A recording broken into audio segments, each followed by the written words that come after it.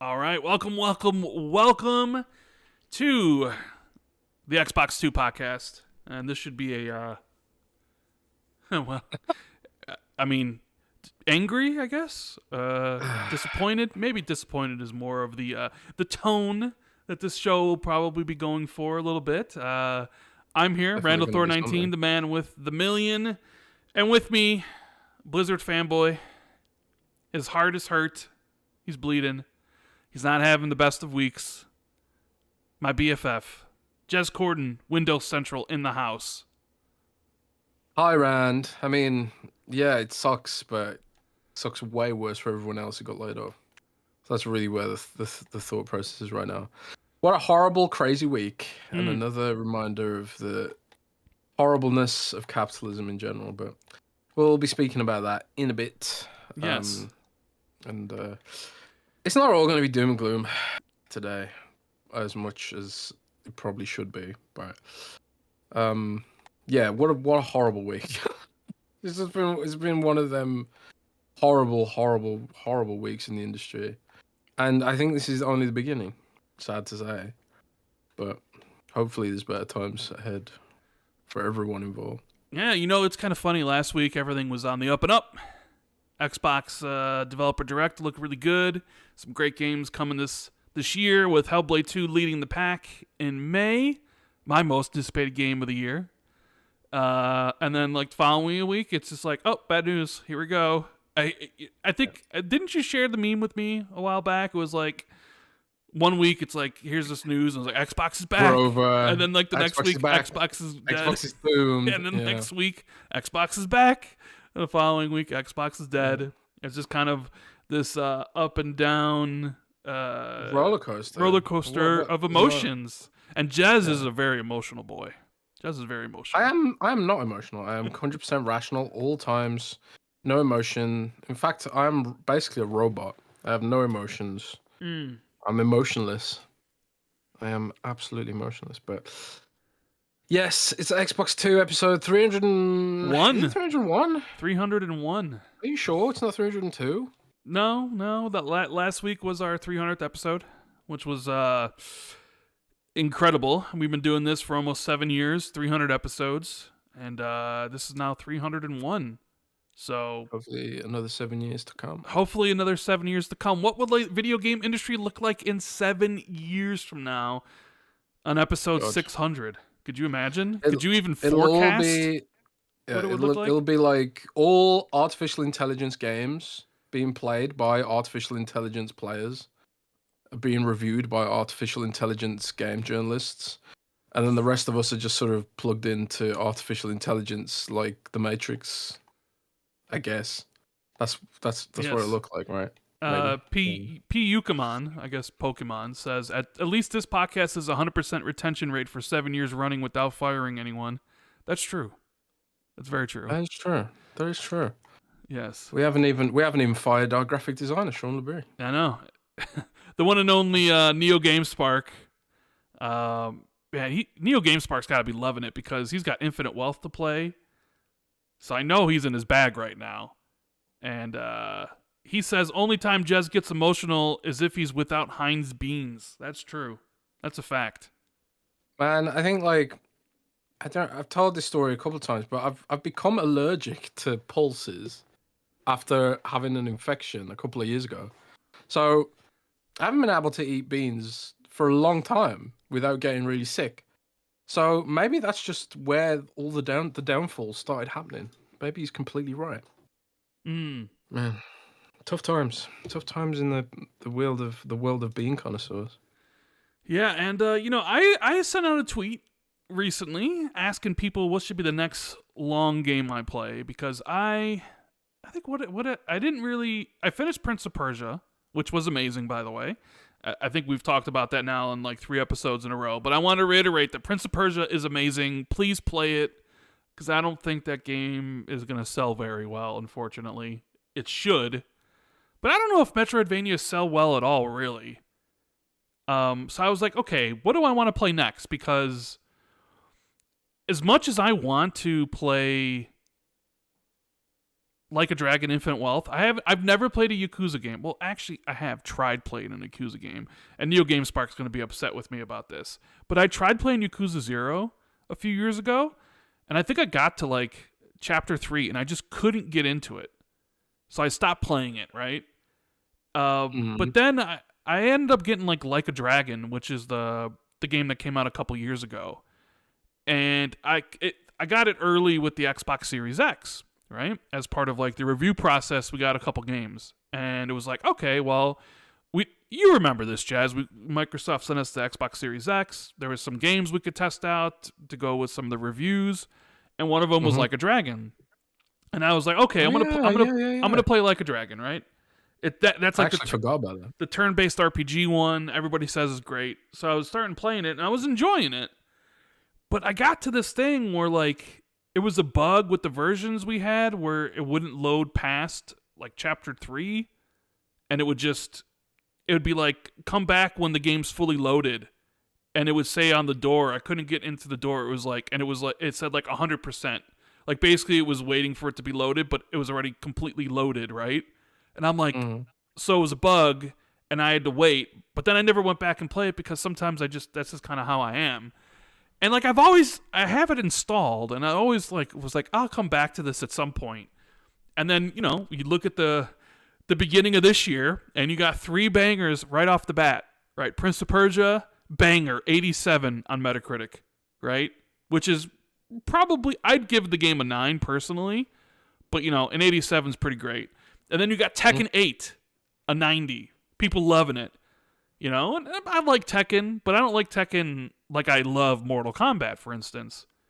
And then there's Infinite Wealth, the Like a Dragon game that was also like a 90, and it's like, whoa, there's all these games, and it's like, well, I need something to play, but I was like, I can't play Infinite Wealth because I haven't played Like a Dragon or any of the other Yakuza games. Incognito's telling me, just play Like a Dragon and then play Man Without a Name, and then you can play that, and it's just like, but I also gotta play Cyberpunk and Baldur's Gate, and yeah, so I put out that tweet. I was gonna leave it up to you guys about what should be my next long game. and and the options were Cyberpunk, Like a Dragon. What was the other one? Liza P, because I also kind of interested in playing that. And that game is fantastic. Final Fantasy VII Remake, because when Remake came Also out, fantastic. I was halfway through the game on like chapter 9, and then Warzone hit, and me and my buddies got addicted to Warzone for like 300 hours, and I never went back to Final Fantasy VII Remake.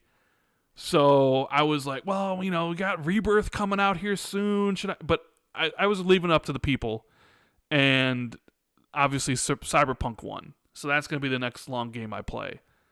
But there is a part of me that kind of is looking at Like a Dragon and being like, maybe I should delve into this, So you're gonna ignore the democracy? What do you? No. I'm not. I'm gonna go with what the people suggested. I'm gonna go with Cyberpunk.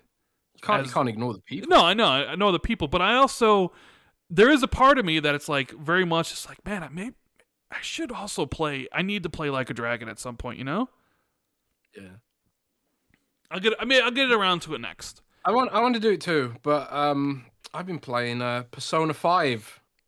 Rand. Finally, Yeah, huh? I've put like another 12 hours into it the last couple of weeks. So yeah, get in there slowly, because I've decided to skip this Diablo season, Rand. Why? Why have you decided to skip Diablo season 3? It's not very good. It's not very good. I mean, anyone who's paying attention will know there's a huge amount of drama about Diablo 3 this current season because it's really bad. It's got like these traps that kind of just interrupt the flow of the game. Like Diablo's supposed to be about, killing things really quickly and just doing loads of damage and and they've added these dungeons where it's just like, okay, stop and wait for the trap to go away. It's like waiting for an elevator or something. It's it's so bad. Like I can't for the life of me work out why they thought this was a good idea. So everyone's mad, and Diablo have said they're gonna change it. So Bro, you just died in your Palworld footage. I just died. Some dudes with guns just killed you. You didn't tell me there was dudes with guns in this game. Did you not know this? I didn't know, dude. I haven't seen anything from Palworld. Once people were like, "It's Pokemon with guns with Ark survival elements," I'm like, "Oh, two things I hate." Okay, moving on. You know what I mean? Like, well, okay then. Well, in that case, I will tell you my experience with Palworld before we move on. Well, no, I mean, we'll save the Palworld stuff for a little bit later. This is still like the intro of the podcast. We were just kind of riffing a little bit. Riffing. I've been playing Palworld as well, so I'll talk about that in a bit. Then. So Jez isn't very happy with Diablo season 3 right now. No, come back for season 4. Ended. Yeah, and you know what's funny? Oh, look, Miles Dampier of the dev is in the chat. Look at him, Miles Dev PA. Miles Dev PA. But you know what's funny? In my tweet about what I should play next, so many comments about Palworld. So many comments. Yeah, dude, I think you should play Palworld because it's Pokemon, right? Which you hate. True. And it's crafting mechanics and that you hate. Uh-huh. Hunger and cold mechanics, which you hate. Uh-huh. And I want you to suffer. So this is like the ultimate game that makes you suffer. Right. This game is like pure torture to you.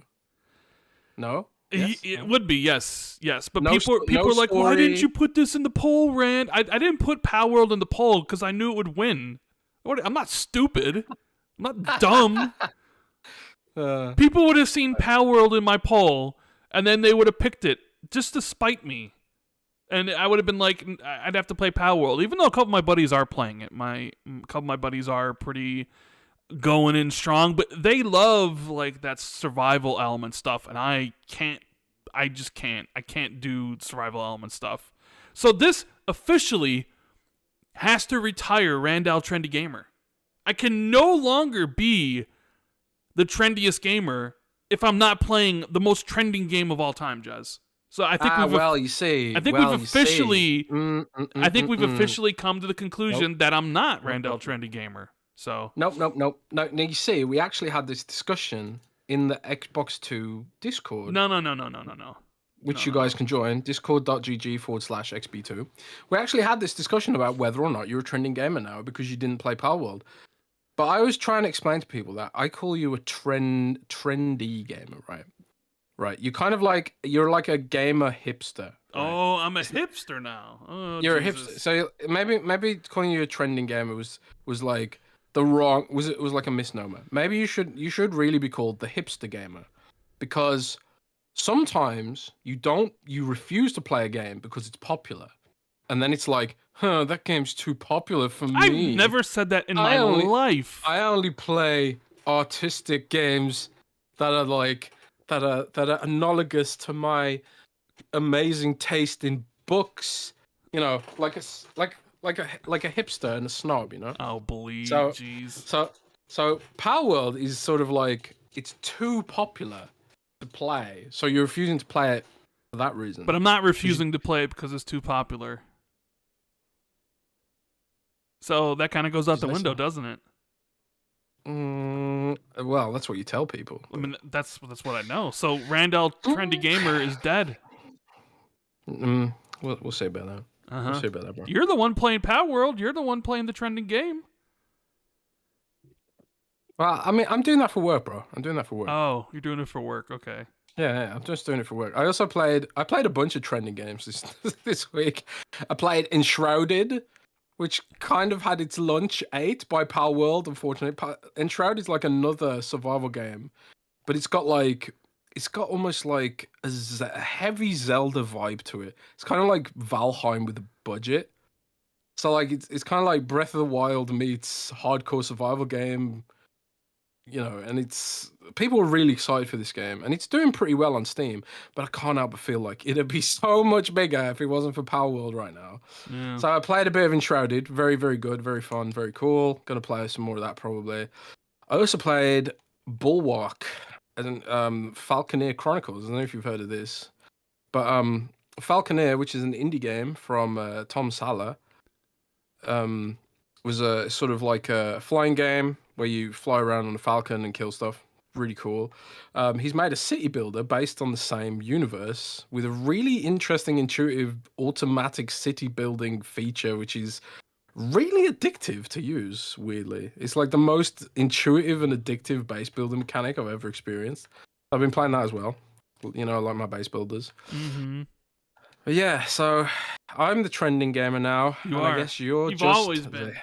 You've always the hipster been. gamer. You're the hipster gamer. But anyways, I want to thank everybody for being here for this episode 301 for the Xbox 2 podcast on this wonderful January 26th. Well, it's no longer freezing cold here in Chicago. So I think, was it last week? It was negative degrees here. Maybe like I think they said on the news it was like the longest streak of the longest cold streak in Chicago history since like 96. And oh, wow. It was frigid or whatever. And in fact, like 2 weeks ago, we didn't have the show because the blizzard had started and my power was out. So this week it's a nice balmy 42 degrees outside in Chicago. What's that in real? I don't know what that is in real. You'd have to do the calculations yourself. But it's nice outside. It's 42 degrees. Although it has been raining the last couple days, so all the snow that was on the ground is essentially all melted now. So it's basically like that blizzard. It never happened. So if you guys can do us a huge favor, make sure you hit the like button, please, and subscribe if you haven't already. We appreciate each and every one of you who tunes in live, as well as listens to this later on iTunes and Spotify and all the great places you can listen to podcasts. But we do got some housekeeping to do before we move on with the rest of the show. We have a sponsor, Jez, right? For this episode? We do indeed. And it is once again the illustrious... Well, hold on. Tamala says you don't live in Chicago, Rand. You live in a suburb. I know. But the thing is, nobody would know where it is if I said where I live. I live like 30 minutes outside of Chicago. So I say Chicago, people know where Chicago is. I'm not going to be like, I live in this southern suburb of Chicago. Because people will be like, where's that? It's literally, I live like 30 minutes outside of Chicago. 40 minutes depending on traffic. Like I can get to downtown pretty damn easily. You know what I mean? So for all intents and purposes, like, yeah, I live in Chicago. I don't live in Chicago, but like I live in the southern suburbs of Chicago. Yeah. So I'm sorry, because if I said where I live, one, I don't want to say where I live because you never know with crazy people, right? Two, if I said it, nobody would know. So it's just easier to say I live in Chicago. I live 30 minutes away, you know? So there. I do the same thing. Like no one knows my town, so I just say, yeah, I live in Birmingham. Yeah, Birmingham. And I don't even know what Birmingham is anyway, so it doesn't matter to me. Right? You're like, you live in Birmingham. And I don't even know. American education system being what it is, I'm not surprised about this. Right. But anyways, continue. We have a sponsor for this episode. We have a wonderful testicular sponsor this week, Rand, from our lovely partners over at Manscaped. Yes. And they have a Valentine's Day message for all the lovely people in chat. What is this accent going on here? I don't know, man. It just kind of felt... It's my Valentine's. It's my Valentine's Day upper accent, class. It's my Valentine's Day. It's my sexy Valentine's Day accent. Oh my lord! I don't know what that means. I don't even want to know what it means. But this week's podcast is sponsored by Manscaped. Roses are red. Roses are red, violets are blue. Trim your balls and your date will thank us too. What's up, fellas? Valentine's Day is knocking, and Manscaped is the remedy for the love duct. Are you going to be okay to get through this, Jez? Are you going to be all right? We're doing it. We're doing it. Okay. Is this your Riz voice, by the way? Is this how you riz your girlfriend? Is this how you riz? Yeah. Is this how you riz Jen when she comes over? Oh God, shut up. That's Riz. That's what the kids say, right? The Riz, yes. This is your game. I got the Riz, the Riz, yeah. So, Manscaped is the remedy for what the love doctor ordered. Man, I wish people would stop rezzing me in Overwatch so I can read this Manscaped ad read. His prescription? The all-new Performance Package 5.0 Ultra, designed to elevate your grooming game and shine like the heartthrob you are. Are you a heartthrob, Rand? No, I'm not. Neo GameSpark and Miles are, though. So. Yeah, true. So Neo GameSpark and Miles should buy Manscaped. And let's talk about the hero of the Valentine's Day, the Lawnmower 5.0 Ultra. This electric trimmer features skin-safe technology, guarding your V-Day treasure against any grooming mishaps. It also comes with the brightest LED spotlight yet. It's brighter than your best romantic smile. Perfect for precise grooming, even in the trickiest of spots. Oh, and it's waterproof too, making shower shaves a breeze. For the best boxers, formulas, razors, cologne, and much more, join the 10 million men worldwide who trust Manscaped with our exclusive offer.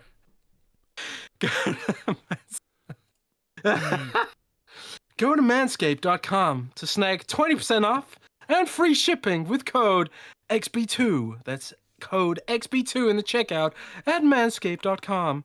And check the description for more info. And thanks, Manscaped, for sponsoring this Valentine's Day episode of the Xbox 2 podcast. The Xbox. How's that, Rand? I mean, how's that? It's pretty good. Give me a rating. Good. Give me a rating out of 10 for that ad read. It's one of your best, I think. Oh really? I thought it was. I don't know what do people think about that one.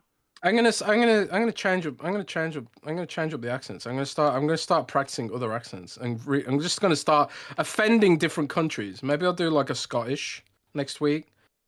And oh God, no! This is bad. This is a bad idea. We'll get ourselves cancelled, bro. I'll start doing accents of different countries and get ourselves cancelled. I need to learn Rand's accent. Or maybe I'll just get an AI to do it. Maybe you could do that. I'll download your voice, and then I'll train a large language model to do your voice, and then I'll make you do the podcast every week, or the robot you. Captain Crunch says I'm not being honest. Oh damn! I mean, damn. That sucks. Damn, that sucks. I'm heartbroken, bro. Yeah. So Valentine's Day is coming up. If you want to look your best for your lady friend or your guy friend, we don't judge. Use Manscaped, code XB2 at checkout. Get 20% off free shipping. A lot of things there you can use to make yourself sexier to the person who's attracted to you or who you are attracted to, you know? Spice up the love spuds. Indeed. Bob. Indeed. So we also have the wonderful people at the patreon.com/XB2. Make sure you put in your questions. That thread has been up for a couple days now.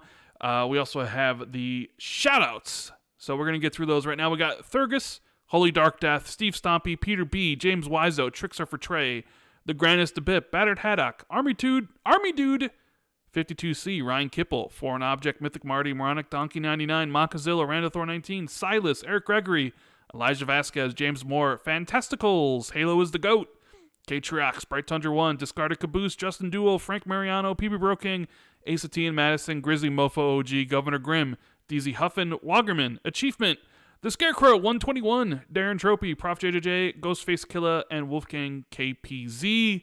Thank you guys so much for supporting what we do on the podcast. Tuesday, we should be doing Xbox Ultimate. Should be a lot of fun. We do have, I think, 2 guests lined up for February, actually, for the first time. We're going to be trying to do more of... we've been talking about doing, 2 Xbox 2 plus 1s a month. But, sometimes between Jez's travel schedule and other, our guests, because not everybody can do the time or the day. It can be a little hard to get people lined up. But I think we actually have 2 lined up for February, so that should be pretty good. But yeah. Thank you guys for supporting us over there.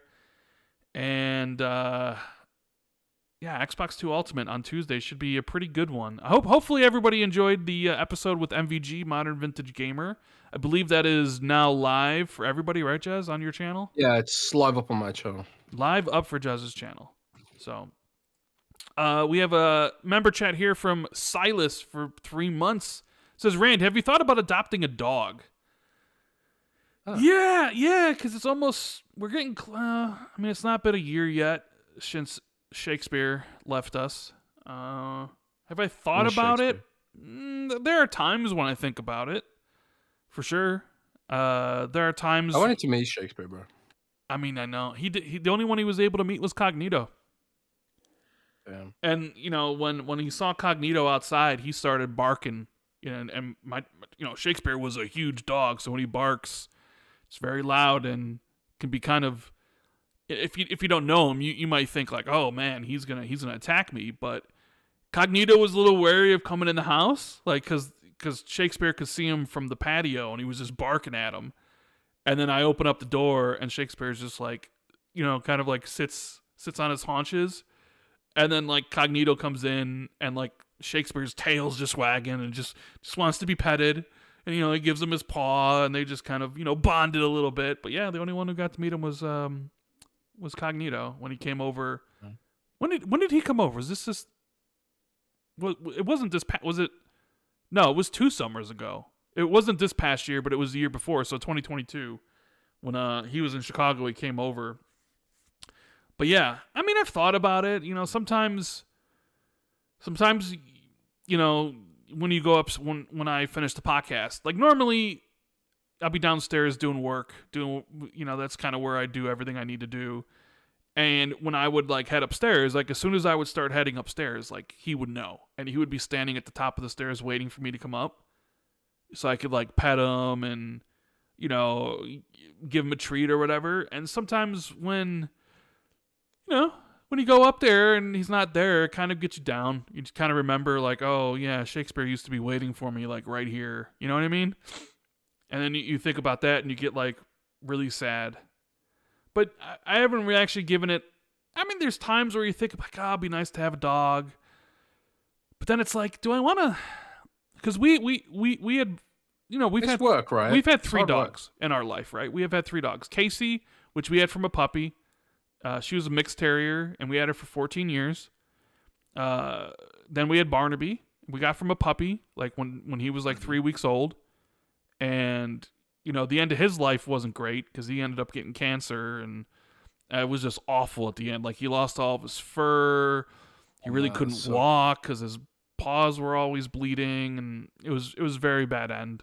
That is horrible. And then we rescued Shakespeare, who was already like 4 years old at the time, because we didn't feel it was right to like get another puppy after we just had a puppy. So we wanted to like honor Barnaby's like memory, you know what I mean? And so we like rescued a dog who, you know, he could have been killed. And yeah, I don't know, like I sort of like, I don't know. I don't want to really train another dog. I know, because they're a lot of work. Dogs are a lot of work. Get a cat. Yeah, I don't like cats. You don't like cats? I love cats. I just don't. I don't know. I don't want a cat. But I don't like them. I don't like cats. I didn't used to like cats until I met my girlfriend's cat. And now I love cats. Now you love cats. Yeah. Fair enough. I'm just a dog person, but maybe I'll get a dog eventually in the future, but not right now. Some cats are jerks, man. My girlfriend's cat was so elite. Humdrum says Xbox third party, now this, Firefil, Booty, and Stewart. Man, you want the whole team gone, huh? You want everybody gone. Humdrum's one of those. He's very much like everything needs to be exclusive, and if it's not, everybody needs to be fired. And all these layoffs, guess what? Everybody needs to be gone. Yeah. I mean, I kind of have a good picture of what's going on with that now. Maybe we can talk about it a bit later. I'm also kind of tired of the topic, but it's happening. It's happening. Yeah. So I think we did say accept it or move on. I think we said in the last podcast we weren't really going to talk about it until it actually happened or didn't happen officially. Yeah. Either way, I will say it's definitely happening. So anyone who's got Hopium or Copium, like the Xbox isn't doing this. It's happening. Like not all games. It's going to be select games, of course, but it's happening, and other companies will do it too. Yeah. But there's no reason to discuss it until it actually happens. So yeah, I don't know. We don't know when it will, but that's when we'll talk about it. Yep. Nobody says what's up, guys. Going to be a fun show today. It's always a fun show. Thanks for being here. Joe Repko, aka Flame, member 31 months, says hello Xbox 2. I can't believe Xbox took the biggest W of 2024 with Palworld, and then followed it up with a big round of layoffs. Sucks, man. Yeah, it sucks. You go from the biggest of highs to the lowest of lows. That's what happens. Yep. Silas says, is Genbox 360 an ex of Jez? Oh, okay. Is Genbox an ex-girlfriend, Jez? What's going on? She's just a really good friend. Oh, okay. Me and Jen, we went to school together. Oh, okay. All that kind of stuff. Went to high school together. Me and Jen are super close, so... Excellent. Yeah. Okay, fair enough. Jay Foley says, Jez or Rand, do you have any updates on what's going on with the Fallout 4 Series X update? Have a good day, you two.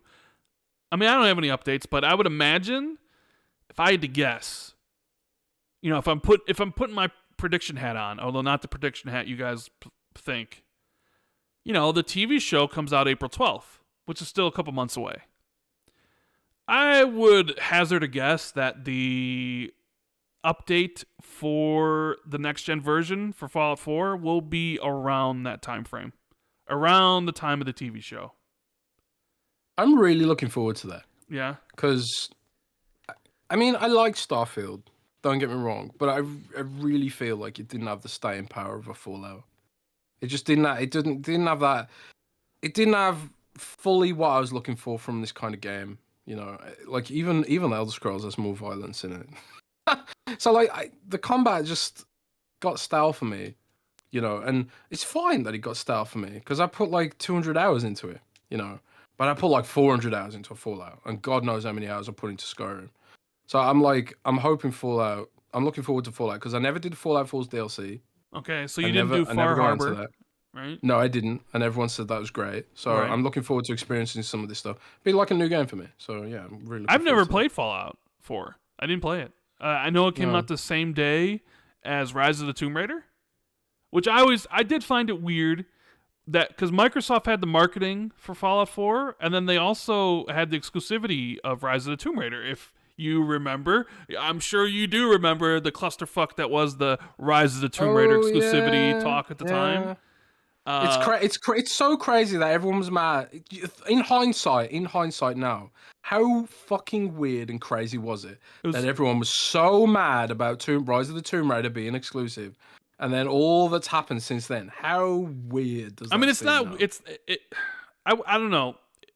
I wouldn't necessarily classify it as weird. It was just a bunch of entitled people being like, "What do you mean I can't play the game that I want to play on my console?"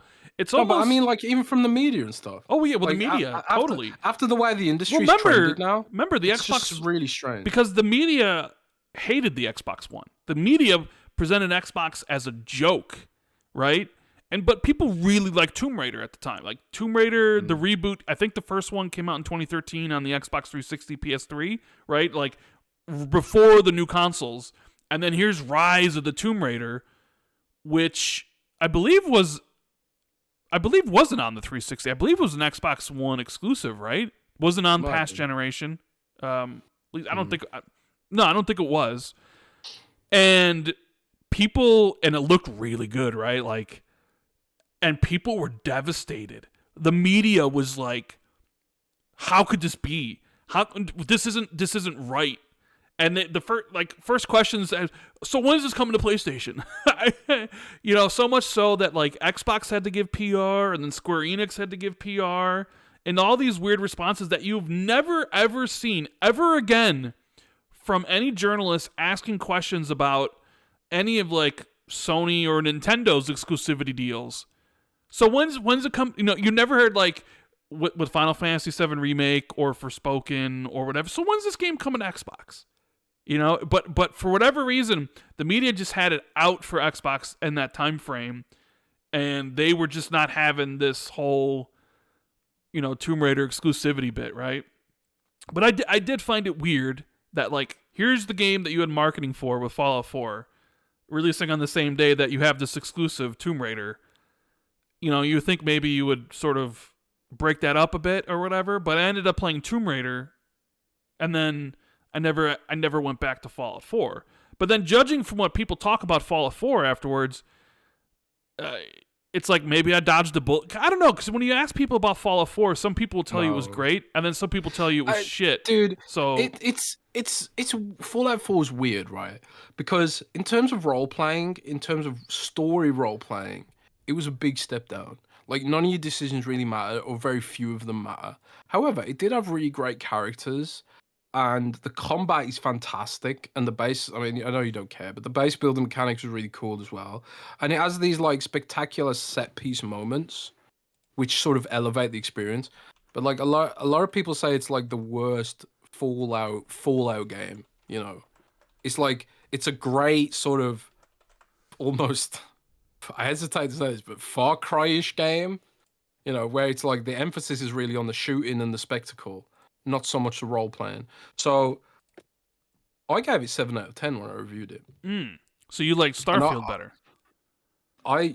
Well, it's weird, right? It's weird because at the time when I reviewed Fallout 4, it was sort of like it was just at launch and it was a bit buggy compared to Starfield was polished compared to Fallout 4 at launch.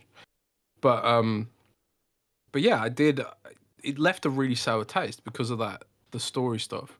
But I think like I think Starfield has a better story, and I felt like a lot of my decisions mattered more in Starfield. The combat in Fallout 4 was just better overall because of the violence. So, but I can't give a game a whole point for violence, maybe. Or detract points from Starfield for not having violence, because that's just a me thing, right? I mean, you told me that you didn't care about it having violence or not, which is why I didn't hold that against the game. Yeah, you were very much like, I need gore, and it was just like it's about the impact that the guns make. If I hit someone in the face with a shotgun, there should be some feedback. Bro. I don't know. That's a tangent, but whatever. Anyway. What's next round? Yes. Anyways. So that's when, I expect the Fallout stuff to kind of coincide with the TV show. Maybe at the start, or maybe when it finishes. Maybe people, I don't know. If the show's bad, maybe it won't matter too much. But if like the show's good, people might, and we've seen it with other shows that have a game-related content. Maybe not so much with Halo, but we definitely seen it with Last of Us, where it was like a good TV show does draw people to play a corresponding video game in the series, right? And the first trailer for Fallout looked like it was going to be something really cool. I'm really interested in checking it out when it hits in April. So, and considering like we've talked about before about 2024 being a light year for games. Well, I guess it's depending on your preference. Like if you're loving JRPGs, maybe it's not a light year in the beginning of the year, right? Because you have Infinite Wealth and you have Persona 3 Reloaded and you got Final Fantasy 7 Rebirth. So you're eating good. But if you're not into that, and maybe it's a little bit, a little bit on the drier side in comparison to last year. So someone like me, who's like going to be delving into their backlog, might be like, you know what? Look, Fallout 4 does have a next-gen patch, even though you could have used the mods to get it to 60 or whatever. Like, maybe it's like, hey, you know what? I'll finally get around to playing Fallout now because I have the time instead of all these games that are constantly hitting. Because when you look at, like, last year, it was like, man, it was just like game after game after game, and it was high-quality game, too. It wasn't just like, a bad game. It was like, here's a great game, and here's an amazing game, and here's a standout game, and here's a really good one, and here's a really fun one. It was just constant, So, yeah. Let me get back to... I dropped the thing here. What is this? Okay, we have Senior Bean says Halo Season 2 looking good. Excited? ? Yeah, I've seen Pablo do a lot of PR for Halo Season 2, condemning the love scene between him and that Covenant lady. He said that was a mistake, and then saying how basically Season 2 is way better. They got rid of the showrunner and a bunch of writers, and all the trailers does make it seem like this is the Halo show everybody wanted. I ended up not watching Season 1, but, if the reviews come out and all the people I trust in the community come out and who told me, nah, it's not worth watching Halo Season 1 because it's bad. It's a bad show, right? But if those same people are like, yo, they did it. Halo Season 2 is, amazing. Then yeah, I'll go. Have you watched any of the new trailers for the Halo? I know how much you love Halo, Jez. Have you seen any of this stuff? Well, dude, I told this story before. Like when I was in a pub a few years ago when the first season came out. When was it? Last year, the year before? The Halo TV show, I think, was 2 years ago, I think. 2 years ago. So I was in a pub, and there was people at the table behind me. They were talking about the Halo TV show and how good it was, but they were all saying like we haven't played the game. So it's kind of like they liked the Halo TV show as people who hadn't played the games, and I kind of feel like that's where the balance and the needle is difficult to thread when you're trying to make something for TV versus the fans. And like it's kind of like what the actor's name, I can't remember his name, we'll just call him Special Nick. The Special Nick actor who plays Master Chief, because he looks just like Special Nick. It's really weird. He was saying that people wouldn't engage if he kept his helmet on all the time. Because people are annoyed that he takes the helmet off, because Master Chief never takes his helmet off, or we don't see him take his helmet off or whatever. And then people were saying like, "Well, look at the Mandalorian," But I think like at the same time, everyone knows the Mandalorian's mask or the helmet, right? I mean, is Master Chief's helmet that iconic and ubiquitous outside of American gamers? I don't know if it is, man. Not in the same way as, the Boba Fett iconic mask or whatever.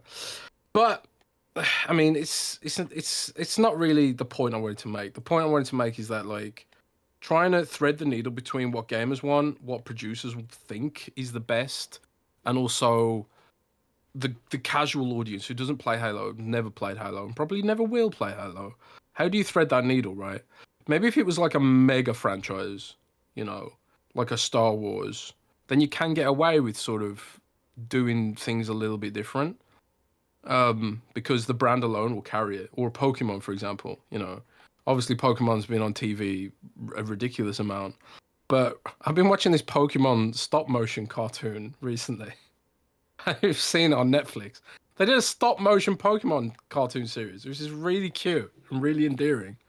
And it's kind of like they can play around with that stuff because it's such a big franchise, and you don't have like an army of mega fans who are just like, oh, every single detail has to be perfect and flawless.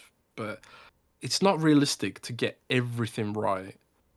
But I suppose we'll see, man. I mean, they've said things that they agree were wrong, like Master Chief getting it on. Mm-hmm. That feels wildly out of character for Master Chief. Yeah. And you know, and I ain't a big Halo guy, but it's not Master Chief, and it's, you know, that was just weird. Like it's almost like the kind of that we have to put this in to prove we're a mature adult rated show, you know, which is just, you know, ridiculous. But hopefully the next season's better, and hopefully it bodes well for the future of. It's coming soon. I believe it's February 6th or February 8th. So season 2 begins on Paramount Plus, which I think they said was one of their best performing shows. So even though season 1 was panned by fans, but it was a good performing show. It had decent reviews from critics, and it performed well. So. Yeah, that's what I'm talking about. Like, there wouldn't be a season 2 if it wasn't performant. Yeah, well, but especially in today's times of like. But now imagine if it's actually good, and the fans like it, the critics like it. You know, more people probably check it out and watch it, and then you can keep on going. They haven't even gotten to Halo yet. You know, it's like I think they're doing the Fall of Reach storyline this season, so they haven't even done. It hasn't even really been a season on Halo, which is, you know, the game. Maybe you get there in season 3. Maybe you get there in season 4. I don't know, but I mean, the Reach storyline is fantastic and turned into. Has there been any flood in it yet? I'm guessing no, right? I don't think so. I'm gonna watch the Halo show, man. I'm not a huge Halo guy, so I'm gonna watch the Halo show as a guy who doesn't care about Halo, and I'll tell you what I think. Okay, we'll do that next week. Yeah. Okay. How long is it? How many episodes? I think it's 8 episodes. Oh, that's easier. I think maybe like 8 or 10. It's weird because it used to, you know, I remember watching Lost, and Lost was 20 episodes, or like, you know, like shows on the big networks back in like the 2000s or whatever. It was like 24 episodes. And then like the Netflix model came in, and it was like 12 was kind of the target, and then it was 10. Like now you still get episodes that are like around 10, but I just watched Reacher season 2. Which wasn't as good as Reacher season 1, and that's like 8 episodes. I think I'm a lot more forgiving than a lot of people when it comes to media adaptation, because, you know, I just kind of get how difficult it is to sort of get the audience on both sides to enjoy it. I mean, The Witcher show was like the weirdest one, because you have fans of the books, you have fans of the games who aren't even aware there is books. True. And then you've got to also make a TV show at the same time. Like the fact that they were able to. And the people running the Witcher TV show hated the books and hated the video games. So yeah, reported and thought they could do it better than the author, right? I was just more talking about how we went from TV shows that used to be 20 episodes in length to essentially, you know, 10 episodes, 8 episodes. Like The Bear, which just won the best Emmy for best, you know, comedy TV show, and is one of, if not the best TV show around, has 8 episode seasons. And one of the modern sci-fi classics, Three Body Problem, is getting an adaptation at Netflix starting in March. And I believe that's going to be like 6 episodes or 8 episodes. So it's just weird to go from, you know, 24 episodes for a season to like only 6. But now everything takes longer, right? Now, I'll tell you something, right? That has been the historical standard in Britain. 6 episodes. Yeah, but 6 episodes is like an hour and a half, though, right? No. 6 episodes, 30 minutes. When I was growing up, that's what TV was like, you know. And then I remember when I watched House. I watched House because Hugh Laurie was in it, and I love Hugh Laurie from his British stuff that he did. And I was like, oh, everyone's talking about House. And I was shocked first of all, how many seasons there were already, and second of all, how damn long each episode was. And that was back when I used to watch a lot of TV shows while grinding mines in World of Warcraft and being unemployed. But that kind of stuff was alien to me. It's like the very American thing, like X-Files too. Like, bro, these episodes are long, man. I mean, long episodes are great. I'm just kind of lamenting how you could count on a TV show to happen every season. Right, every year there'd be a new season of the show, and it would be 20 episodes. And now it's like, all right, Wheel of Time, 8 episodes, and you know, it aired in 2023. See you again in 2025. It's not even like every other. It's not even every year. It's like every other year at this point. Yeah, you know, which I'm fair not necessarily a fan of that. But either way, thank you Windows XP for the super chat. No message. Equinox says, "Hello friends. I'm from Morocco. Especially on your podcast, Jez. I hope you'll convince Rand to play Palworld." Yeah, maybe we'll do like I'm kind of holding off on playing Palworld hardcore because I'm waiting for dedicated servers. So maybe when I get dedicated servers, we can convince Rand to play and make an Xbox 2 dedicated server that we can invite everyone to from the Discord. Right. I think that'd be cool. And then Rand has no choice but to play. Achievement says the media hates Xbox so much they can't talk about Palworld and Xbox together. It's all PC. If it was PlayStation exclusive, that's all they would be talking about. So you know what? I'm kind of liking it actually. Do you know why? Why? You mean you like the game, or you're liking the discourse? No, I'm liking the fact the discourse that a lot of websites are boycotting the game or whatever. A lot of journalists, media websites. I'm loving that fact because we're mopping up all the traffic.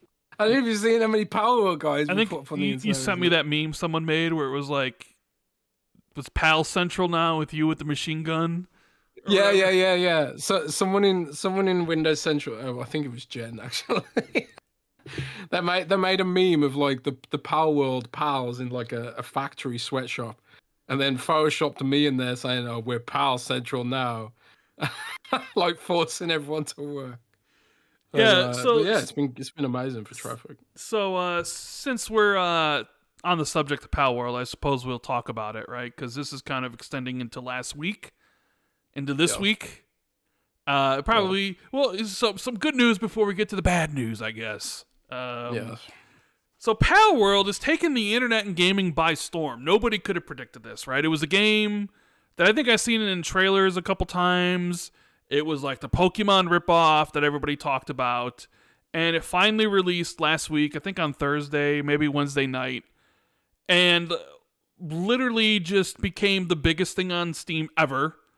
Right, like passed up Hogwarts Legacy concurrent numbers and Cyberpunk and Elden Ring. Like every single day you would tune in, it would be higher and higher and higher to the point where I think it's like the number 2 all-time passed up CS:GO. Like I think it maxed out at 2 million concurrent players on Steam. And like every day you would look on their Twitter and it was just like another million, right? So I think their last update was not necessarily yesterday. Maybe it was yesterday, but it was like 8 million in 6 days. 8 million copies sold, only on Steam too. They weren't given any Xbox numbers. 8 million on Steam in 6 days, which is like eye-boggling. Right? It is. Why aren't they giving the Xbox figures? I don't know, but is that Microsoft's proprietary information or something? Potentially. Do they need permission? Potentially, I don't know why they're not giving any of that. But we do know that it's doing pretty well on Xbox as well. Matt Piscatella had shared something where he basically said, "Hey, on the 22nd, the daily user count of Palworld exceeded that of Fortnite's, and that the average playtime of a Palworld session was like 200 minutes or something." This is early access too. We're witnessing. Yeah, we're witnessing the birth of the next Minecraft. Are we? You never know. You never know about like the longevity of sets. No. Right? You know what I mean? I'm convinced. You're convinced. Okay. This game will have huge longevity. It'll have a huge amount of legs. Like you can keep adding new Pokemon to it, pals, whatever. I keep calling them Pokemon. They're Pokemon, and we'll get into the discourse around that in a minute. But they keep adding new pals. They can add new land masses. They can add new guns. They can add more stuff. They can just keep it going and going and going in perpetuity. Microsoft's helping with the server stuff, and Microsoft obviously has a huge opportunity there as well to maybe lock that down. I doubt they will, but as of right now, it's kind of like that's such a huge win. It's a huge coup for Xbox. Whoever at Xbox landed that game needs to be promoted or something. But I think it is the birth of the next big thing. I really do. I don't think this is a fad. I think it's going to stick around unless Nintendo sues them into oblivion. Yeah, we'll get to that. But so it's doing amazing on Steam, right? It's doing pretty damn well on Xbox, though we don't have the numbers. All we have is kind of Matt Piscatella's information, but we do know that it's like the most popular game on Game Pass for sure. We've seen those charts. I'll just check the list now on the UK store. The most played. I don't think game preview games show up in most played games though, so I don't think you'll see it in that chart. Yeah. Oh, right. Yeah. That's what. Wait, what? Outlast is a top paid game in the UK right now. Not like top paid. I was talking about top played. But either way, it's doing. This is the thing, because even with the Insomniac leaks we had a while back, it was like Spider-Man 2, $300 million budget, sold like 5 million in 11 days, and all this marketing. Spider-Man, one of the most, I should say, most recognizable IP on planet fucking Earth, right? 5 million 11 days for Spider-Man. And here's a game that probably had no marketing budget at all. Yeah. Is made by 15 people, not like in the Insomniac team in San, wherever they're located in, I think California or wherever their offices are. 15 people. Who knows how the budget for this game? Probably. I mean, what do you think the budget for this game is? 10 million, maybe 15 million, if even. If that. Didn't they say they found their weapons designer randomly in a restaurant or something? Something like that. And no marketing. They took a Game Pass deal because, we want to make sure that at least we can make more games. Take the Game Pass deal. Early access, which, by the way, Nintendo and I don't think PlayStation they don't like. It's kind of like an Xbox exclusive by default because PlayStation doesn't allow early access games on the PS5. Like they don't. It's like one of the reasons why like PUBG was exclusive for a year to Xbox, is because PlayStation doesn't allow early access. So here's a game in early access. And there's here's the Game Pass deal, and suddenly they're gonna start allowing it after this. I bet you. It's the biggest thing in gaming. It's the biggest thing right now in video games. Period. Right? And it's just like this kind of what made me think of was some of the FTC leaks, that Phil Spencer email that talked about $7 million budget, $7 million, $7 million budget, and the game sold 8 million copies in 6 days. I don't know if it's at 9 million yet. We don't know what their Game Pass deal is. I'm sure they probably have clauses in there for like time played, which they're probably destroying. So they're probably going to make a pretty damn hefty haul off of their Game Pass stuff and all the other things that kind of go along with it and whatever sales on Xbox, right? But it sort of reminded me of that Phil Spencer email from the FTC leak where he talked about like how the big publishers really they used retail as a moat to protect themselves. Their retail model as like you go to the store and you see the big games, right? But basically the democratization of the digital store, now you have Spider-Man 2 and you have Alan Wake 2 and you have all these high-budgeted AAA games on these store shelves next to these really small indie projects, right? And we've seen a lot of the big games in recent years sort of come from indie studios. And here's an example of it. $7 million budget game, no marketing anywhere, and it's the biggest thing in gaming. Going so as far as to outsell bigger games with much more marketing and a fraction of the time. It just really kind of hit home. It was like, yeah, that is true. Like the retail model really helped protect the publishers back in the day, and then once that was gone, they really haven't. They use like the money that it would take to build these big AAA games as their moat and the licenses and stuff.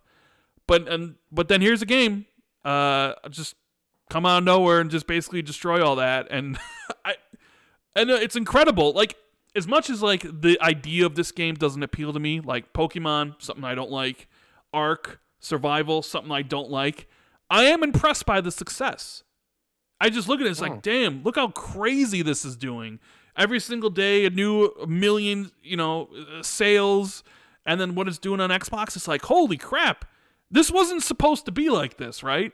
Nobody was really talking about Palworld in this way, like they are with other big games, and it's just, second biggest game concurrently ever on Steam, right? This is something like every game wishes for, right? I don't know. I think it's an incredible success story.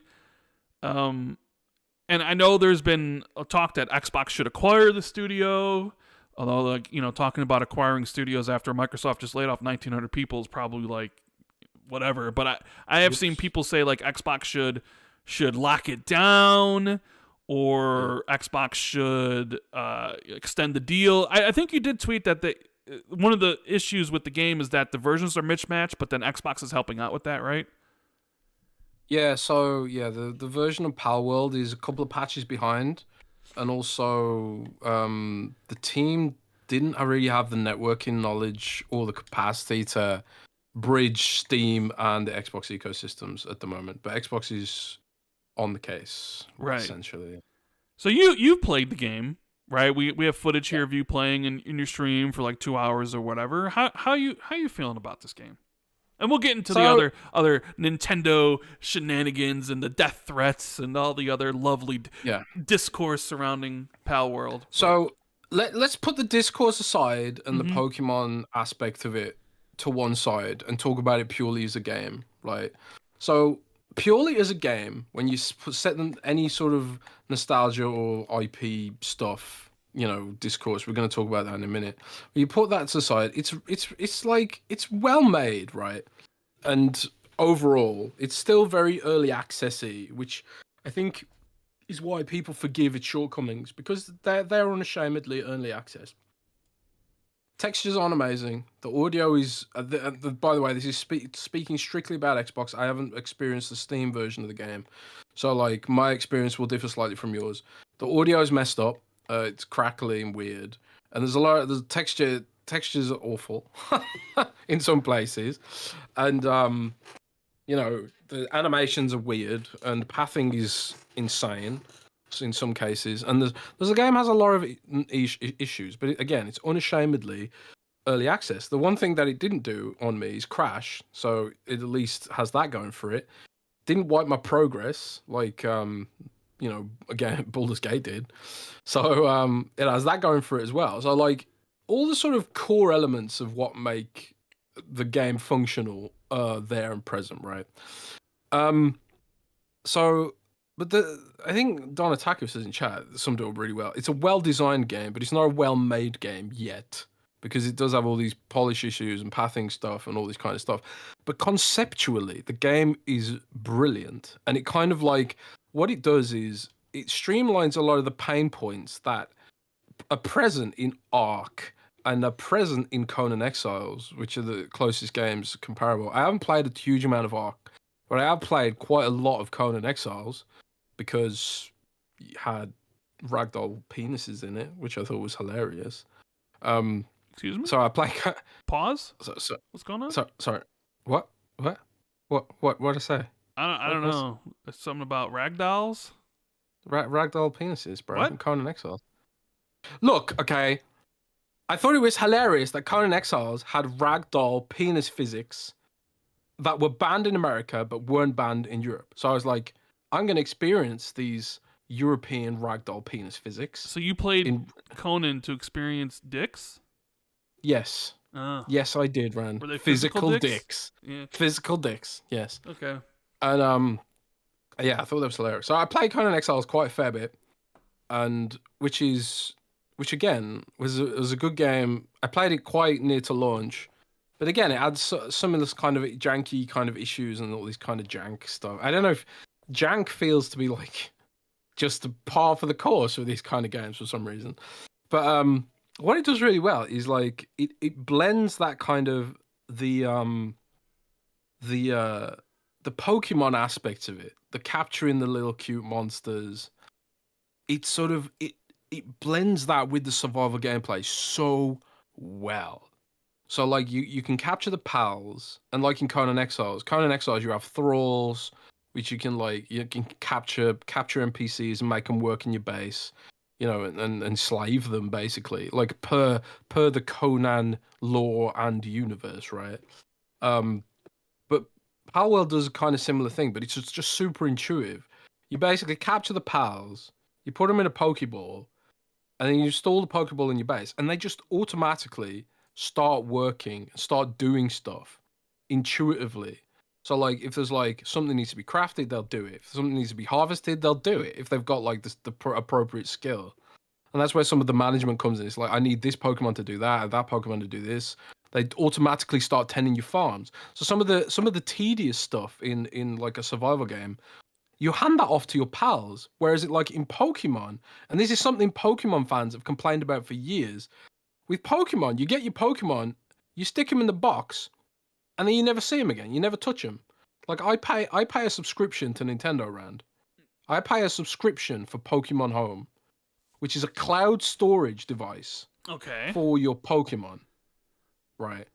And I pay Nintendo. I think it's not a lot of money. I think it's like $20 a year. I pay Nintendo to store Pokemon that I've had for decades in their cloud servers, so I never lose them. And that's a tax I will have to pay for the rest of my life, right? But those Pokemon are just sitting there in a box doing nothing. Whereas in this, the Pokemon work on your farm, they protect your base, they do all this kind of stuff. Your base can get raided.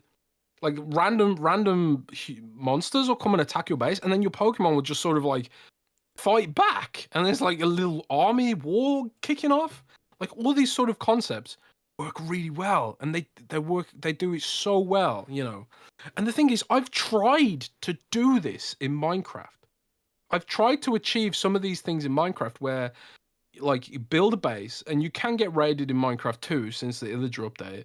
But like I tried to do things where like I wanna have a populated town in Minecraft, and I don't know if they've improved this or changed this in Minecraft to make it easier, or maybe I was just doing it wrong. I don't know, but like in order to get the villagers where I wanted them in Minecraft, it was like this huge uphill battle where I had to sort of kite a zombie to where I wanted the villager, and then use an item to use a rare item to convert the villager in the zombie villager into a regular villager. And then like the next time I logged on, the villager had disappeared, like he'd been killed by a mob or something. I don't know. But like so it kind of streamlines that sort of whole fantasy of having a little base, a little army of dudes doing your bidding. It streamlines that whole process. And kind of a lot of the features in Pokemon that people want to see Nintendo do, and people have asked them to do, like building a base, because there was a Pokemon game on Game Boy which did let you have a base, and there was like there are Pokemon games that let you ride some of the Pokemon and stuff, but it's so often that you just stick the Pokemon in a box and forget about them. Whereas in this, they're a huge part of the gameplay loop. So there's so much stuff in this game that is really well designed, and like people in the media and even other game devs aren't giving it credit for the stuff that it does well, man. A lot of the stuff that it does really well, they just they aren't giving it credit. So yeah, that's my kind of experience with Palworld, with putting to side all the rest of the stuff. It's like it's a super well designed game. I think the game's gonna have legs. I don't think it's a fad. I think like when they do these updates, and they polish it up, and then they start adding new content to it, new pals, new bosses, new dungeons, because there's all these other aspects to it as well. There's like dungeons, there's like bosses, boss battles, big boss battles, huge pals you can capture. All these all these extra layers that you discover more and more as you play. The game's got serious legs, man. And yeah, the discourse surrounding it though is sort of taking the shine off the game a little bit. How aware of the discourse around Palworld are you, Rand? I mean, dude, tell us about it. So much to the point that I had to mute the word Palworld on Twitter or X because I know we talked about before that the Starfield discourse was maybe one of the weirdest ones I'd ever seen for a game, right? Mm-hmm. How even it was used to comparing it to like other games of the genre, and it was just kind of used as SEO bait for a lot of articles and stuff, and it was just this weird game that had this weird fascination surrounding it about the reviews and the score. I even saw like Jason Schreier talk about this in his article where he like blamed the high score of the Metacritic on Xbox fan websites on Metacritic, which was like very weird. You know what I mean? Like Starfield's discourse was just on another level, I thought, until Palworld happened. And I think Palworld takes the cake. Because you have this game, and it's like a combination of all these things. It's a game that, with accusations of AI, right? So people are like, they used AI to make this game, or make parts of this game, or make parts of the PALs. And then you have the Pokemon stuff, where it's like, a lot of this is just Pokemon. And a lot of the designs are pretty eerily similar to some of the Pokemons, right? So you get the Pokemon fans and Nintendo fans upset, right? And then you have it being super successful to the point like beyond Hogwarts Legacy and Cyberpunk and all these other games, and it coalesces into this. I don't know, like I've never seen so many game journalists or even some developers show their ass on a game like this before, right? Mm-hmm. Talking about like. People were saying you shouldn't play this because of the AI aspect, which there's even some talk that some of those claims against it were fabricated or whatever. And then there's the whole Pokemon aspect of the game where Nintendo fans were upset that they were essentially ripping off Pokemon. And I to the point of like death threats, where like the community manager for the game or the developers of the game had to come out and say, no, there are no death threats from Xbox, PlayStation, or PC users, but he didn't put Nintendo users in there. Like, I don't know if that implied Nintendo users did send death threats about this game. And then, there were a lot of journalists basically being like, you're going to get sued by Nintendo or whatever. And then some journalists like, you can't play this game, it's AI. And all this sort of stuff. And then, like, Pokemon finally said something. They released a statement that it was their confirming an investigation into if a game, they wouldn't even mention the game, infringed on its IP rights. Quote, we have received many inquiries regarding another company's game released in January of 2024. We have not granted any permission or the use of the Pokemon intellectual property or assets in that game. We intend to investigate and take appropriate measures to address any acts that infringe on intellectual property rights related to the Pokemon. We will continue to cherish and nurture each and every Pokemon and its world and work to bring the world together through Pokemon in the future. And then, you have this, right? And people are cheering like, yeah, get them, sue them. But to me, this statement's more like, stop telling us about this game. Like, they literally lead it off with, we've received many inquiries regarding another company's game. To me, it's just like, yeah, we know about this game. Please stop emailing us and adding us on X to be like, get them, right? And then on top of it, like, you have the recent Pokemon games that are... Gosh. I mean, You said it, not me. I mean, you know how I spoke about Pokemon Sword, the only one that I've ever played, and I said that game was one of the worst games I've ever had the misfortune of playing in my entire life. So I'm not a fan of Pokemon, and this is I've said it before, and I say it again. The only thing carrying the modern Pokemon games is pure nostalgia. Yeah. Right? Nostalgia. So, and I have 300 hours in Sword and Shield. Like I looked at the Metacritic for Sword, and it's like an 80, and I'm like, how's this game an 80? This game is awful. It's awful in every way imaginable. To me, I'd give the game like a 40, right? But like they never improve and they never get better. Every single release is basically the same problems. And here you have, you know, a game similar with similar concept, although different gameplay, for $7 million, and it does so many things better than Pokemon's ever done. But they're like the billion-dollar business, and they're getting shown up by this small indie developer, and Nintendo fans are upset, Pokemon fans are upset, PlayStation fans are upset that the biggest game of the year so far is not on their platform.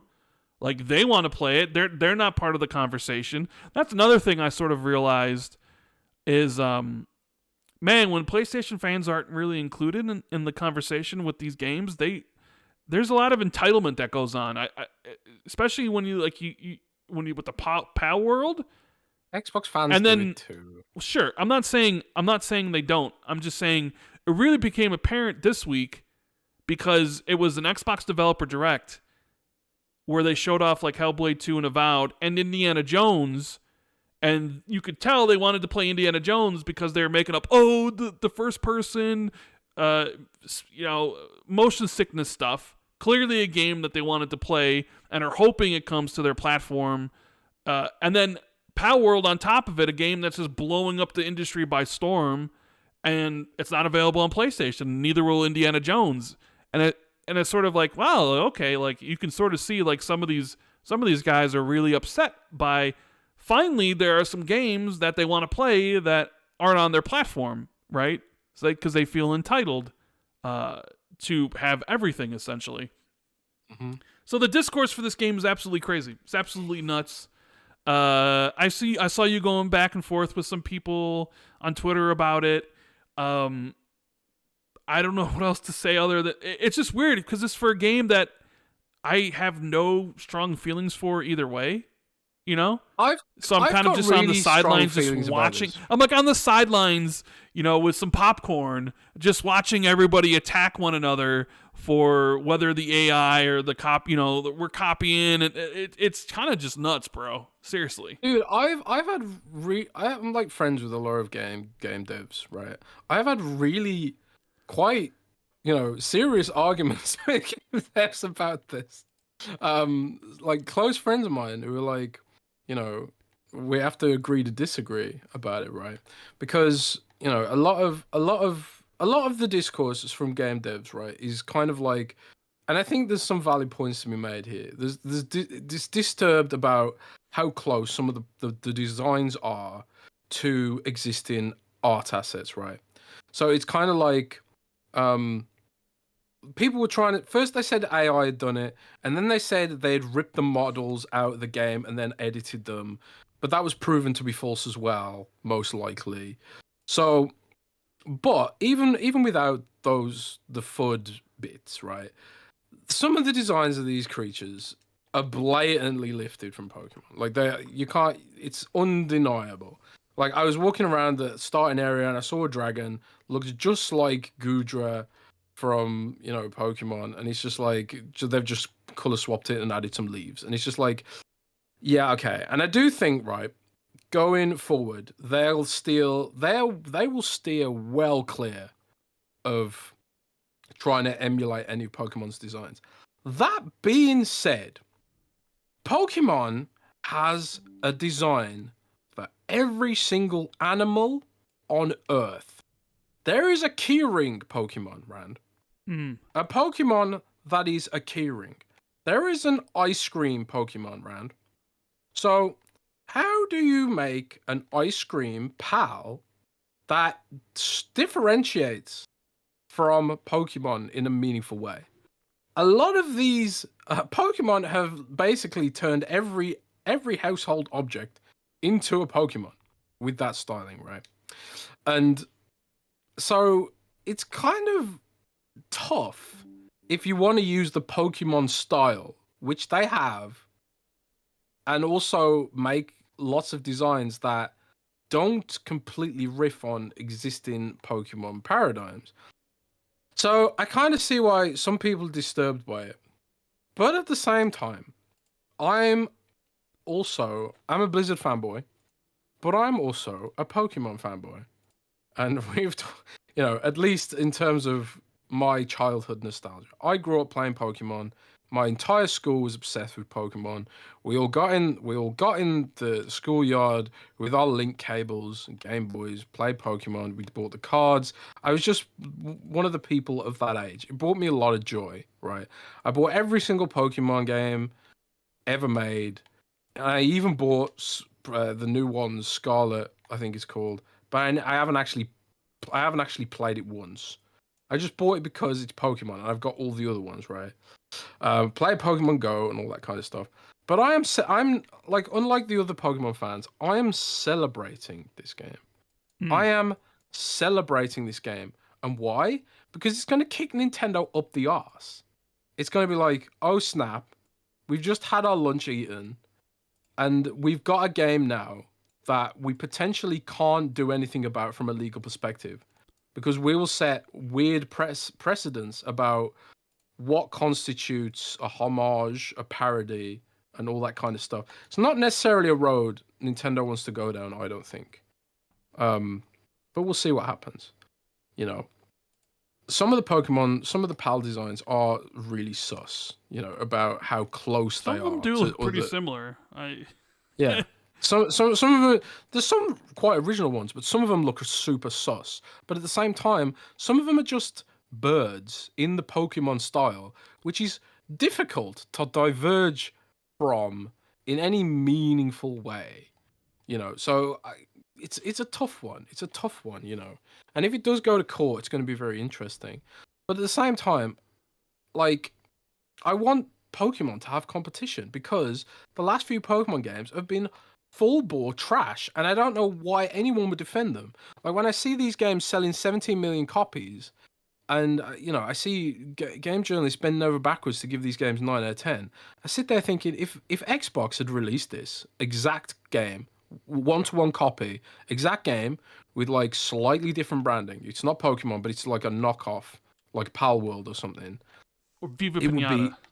Or Viva Pinata. If it was Viva Pinata with that kind of quality, it would be 5 out of 10 or lower. It'd be that year's joke game. Nintendo it'd tax? Be like, yeah, it's the Nintendo tax rebate. So I don't know why Nintendo gets to get away with all this stuff. The recent Pokemon games were buggy, they were broken, they were laggy, they were ugly as hell. You reuse the same assets over and over and over and over again without adding any new animations.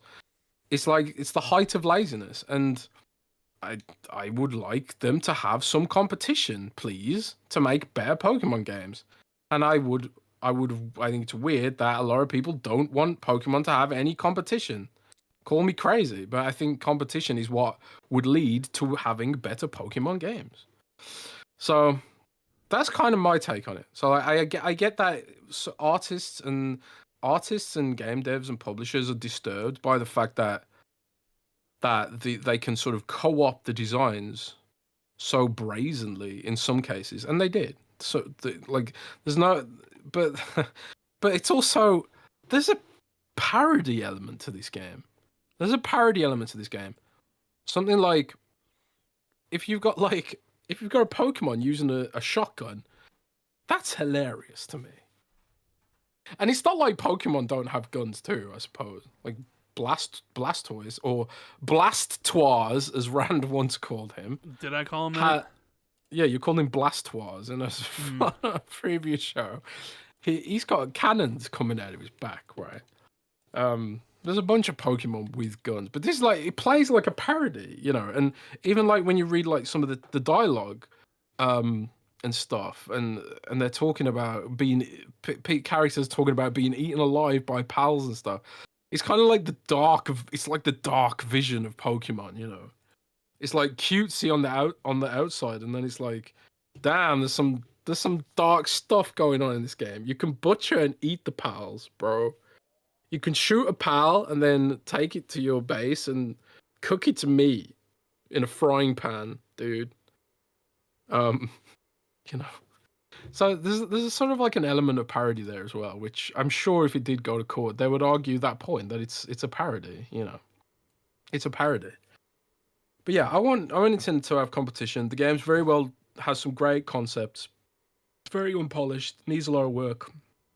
And also the game has disparity between Xbox and PC, but they'll fix all that. So yeah, that's kind of like the whole Pokemon thing. I think just to round off this discussion about Palworld before we get into the sad stuff. Asmongold, who is for those who don't know, Asmongold is kind of like a famous, huge content creator. He's kind of like known for Warcraft content originally, but now he does like everything, comments on everything now. He said on a live stream and then reiterated on Twitter, I think. He's basically saying like addressing the discourse, and there was like, it was just like, nobody cares if this is a rip-off, in essence. I'm paraphrasing it, but no one cares if this is a rip-off, or if it is made with AI, or if they did lift the assets. They just care that it's a fun game, and that's why it's blown up like it has. It does a lot of it takes away a lot of the sort of the irritants of Ark and Conan and even Minecraft, and streamlines them in a hilarious and cute way. You know, it's hilarious that I could force a penguin into digging for me in the mines. It's just weirdly hilarious. Well, that's kind of how, you know, the people don't care. People don't want to know how the sausage is made, right? Yeah, but this is kind of like beyond that. It's like, it's not even about the sausage being made. It's just like people are preaching at gamers and saying like, you shouldn't enjoy this game because I said so. And it's just like, make a fun game, you know. I mean, and I do fully appreciate this sort of idea that it's disturbing about the art stuff, which is why I do think they'll address that with future designs, you know. I really think they will diverge as much as they can from Pokemon designs in the future so they can avoid this kind of criticism. And I do think that one of the reasons it blew up is because you can say this is Pokemon with guns, you know. In a microcosm, Rand, I kind of experienced this on Windows Central because we wrote an article about the Thaumaturge. Have you heard of the Thaumaturge? Yeah, I've heard of it. The Thaumaturge is an upcoming action RPG from 11-Bit Studios. They're publishing it. I can't remember who the developer is, but 11-Bit Studios are publishing it, and 11-Bit Studios publish like really great indie games. And we wrote an article about the Thaumaturge, and in the title we were just like, the Thaumaturge is 11-Bit Studios' dark and twisted vision of Pokemon. That article blew the fuck up, man. And like, just because we'd give it that Pokemon association, made the article blow up, and people were like, oh wow, dark and twisted vision of Pokemon. I really want to see what this looks like. That's kind of what the Thaumaturge is in a way. You play as a dude who can summon and capture demons to do his bidding. It's like it's a story based. It's a turn based. It's almost like a JRPG if it was Western. It's like a dark 18 rated JRPG. It's a really unique blend of genres. But the gameplay revolves around exercising spirits, demons, and then making them do your bidding, you know, like a bit like Pokemon, you know. So just the mere association of Pokemon made this game blow up. But we've seen this time and time again. Fortnite did it to PUBG, for God's sake, you know. And like, we've seen other games riff on other games, and it's like, can Pokemon gatekeep a genre? Is that what we're talking about now? Like, Vampire Survivors was not original either. They borrowed that auto battler thing from a bunch of Android games which were doing it, because, you know, the Android games were thinking like, well, it's hard to control these kind of games on a phone. What if we made it so you didn't have to really control anything? And yeah, and then Vampire Survivors took that, remixed it with Castlevania, which nobody really talks about either. Like Vampire Survivors was this indie darling, which A, borrowed its concept from an Android game, and B, basically, paid homage, quote unquote, to Castlevania. But no one was mad about that. No one was mad about that, Rand. But people mad about this. And is it not the same thing, or at least similar in a way? Am I crazy, Rand, for thinking that? Mm. You know? Mm. Do you remember when Crafton sued Epic Games over Fortnite? And then what happened? Nothing came out of that. But yeah, they backed out because it was never going to work. Yeah, it's true. It's true. Well, Don Otaku, of course, he has to stay up and show something. He says, "Please stop saying Nintendo when talking Pokemon." He doesn't like what? that. He doesn't like it because Pokemon's Pokemon, right? So Nintendo's got nothing to do with it. Bullshit, man. I'm sorry. I hate this narrative. Like, oh, it's the Pokemon company. It's Game Freak. They own 30% of it. You're telling me they've got no say and no control over their exclusive? Of course they do. Of course they do. So when I say Nintendo with relation to Pokemon, it's just me saying whoever's responsible for it. And Nintendo is at least culpable for 30% of the bullshit going on with the Pokemon franchise. Yeah, and the Super Chat Don says it's a myth that PlayStation doesn't allow early access because they had Temtem, a Pokemon clone in early access exclusively on PS5 for a while. Just James, member for 3 months, says, I wasn't planning on playing Palworld until I watched Jez's live stream. Now I'm level 10. I love it. What do you think Nintendo will do about this game? I don't think Nintendo's going to do anything about this game, honestly.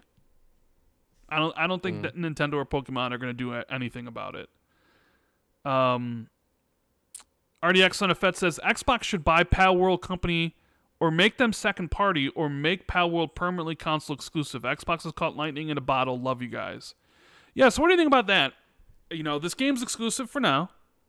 Usually early access games tend to be exclusive, however long they take to come out, like a year. Maybe this game's exclusive for a year.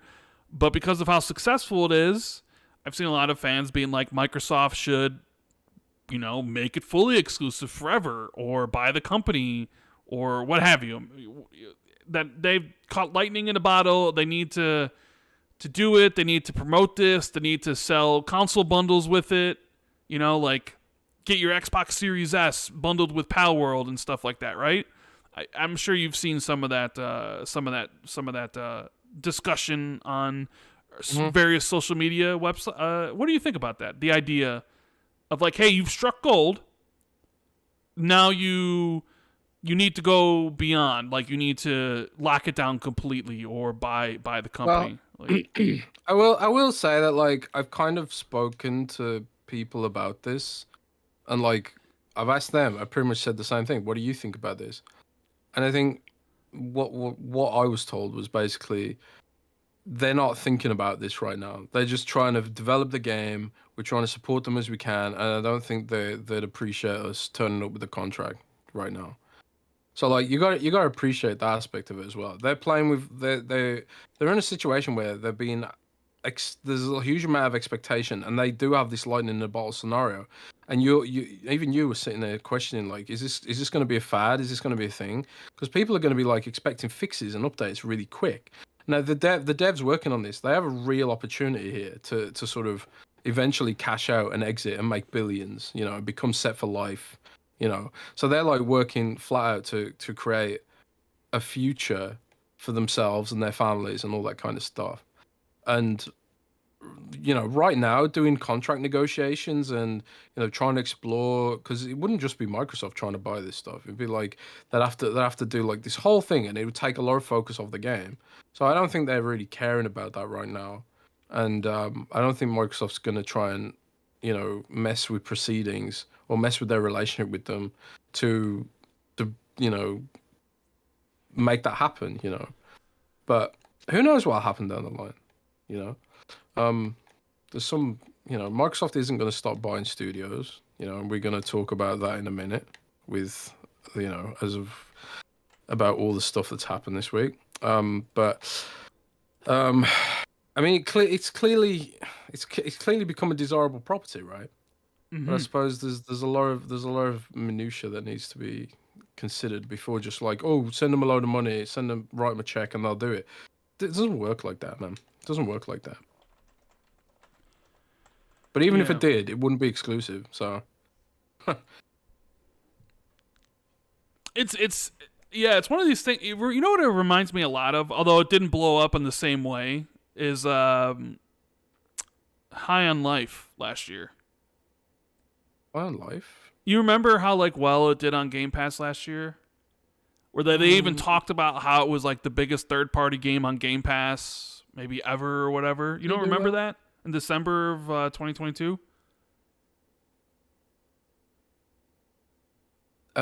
Yeah, I mean, why? No, why does it remind you of that? It reminds me of the same way because people said the same thing then. Xbox should make it fully exclusive because remember it was exclusive for a period of time, maybe like 6 or 8 months. That Xbox should make it fully exclusive. That Xbox should buy Squanch Games. You don't remember the same exact conversation people had last time? They had like a big exclusive sort of blow up out of nowhere. It eerily reminds me of it. Like this one's big time blowing up, and like the same conversation is like you need to make it either permanently exclusive or you need to buy the company. It's just weird that it happened with High on Life. Last time a exclusive game became really popular, people said the same things. Although this one's like way more popular, right? Because it's doing number. I just sort of wonder what's the number on console. Like what's the number on Xbox? What's it doing on PC Game Pass in comparison to Steam? Like if you were to add everything together, what's the total number of sales or what's the total player count?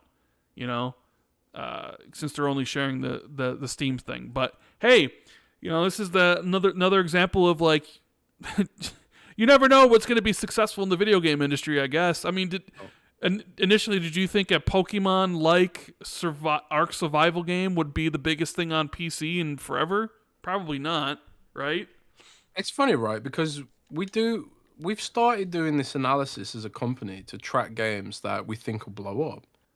And the analysis did say that it was going to blow up, but I looked at it and I was like, nah, this analysis is wrong. So clearly I was wrong. But yeah, it's I don't think anyone saw it to go like this, where it was like up there with Counter-Strike and stuff like that. Nobody saw that. And if they did say that, they're lying. But you can't deny that the comparisons to Pokemon has carried this game a little bit, and that's why there's a lot of controversy about it, I guess. But I think like the way that people lied about it and saying like it used AI when it didn't, not particularly great journalism there, but also not particularly great media comprehension or reading comprehension because it just wasn't fair to have said that when there was no evidence about it whatsoever or spread that sort of notion. And also then trying to say they'd ripped the model assets without any proof and then working really hard to try and be like, oh, they as if it would be hard, right, to design to do that manually. It's not like Pokemon character designs are like the peak of design anyway. Like little doodles, man. I could design a Pokemon. In fact, I'll do it right now. I'll design a Pokemon in MS Paint and call it Randchew. Randchew. It's like Pikachu, but it's Randchew. So let's do it. Let's do it right now. I'm going to draw it. You're going to draw it right now? Okay. I'm going to draw it and post on Twitter. Yeah. So there's Rand. It looks like Pikachu, but also he's got a big beard. A big beard. Okay. Big beard. Yeah. I don't know what's going to happen with Palworld. I don't know if Xbox will extend a contract to them or try to buy them. Although talking about trying to buy them after what just happened yesterday is probably just like, I don't know, doesn't feel right. But if the game hadn't blown up, no one would care. It's like all the Monster Hunter clones that exist. I mean, goddamn, look at Wild Hearts, for example. Wild Hearts that released last year, it's a direct answer to Monster Hunter, you know. Similar monsters, similar gameplay style. You know, it does some innovative things too on top, like Palworld does, you know. But no one was screaming like, "Oh my god, Capcom should sue them," you know. I don't know.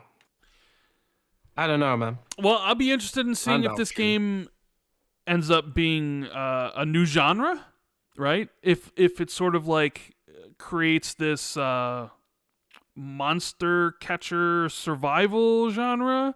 You know, people have been wondering what's the next big genre after Battle Royale, right? Where PUBG sort of, well, it's not even really PUBG that started. Maybe it was like DayZ that started, or was it?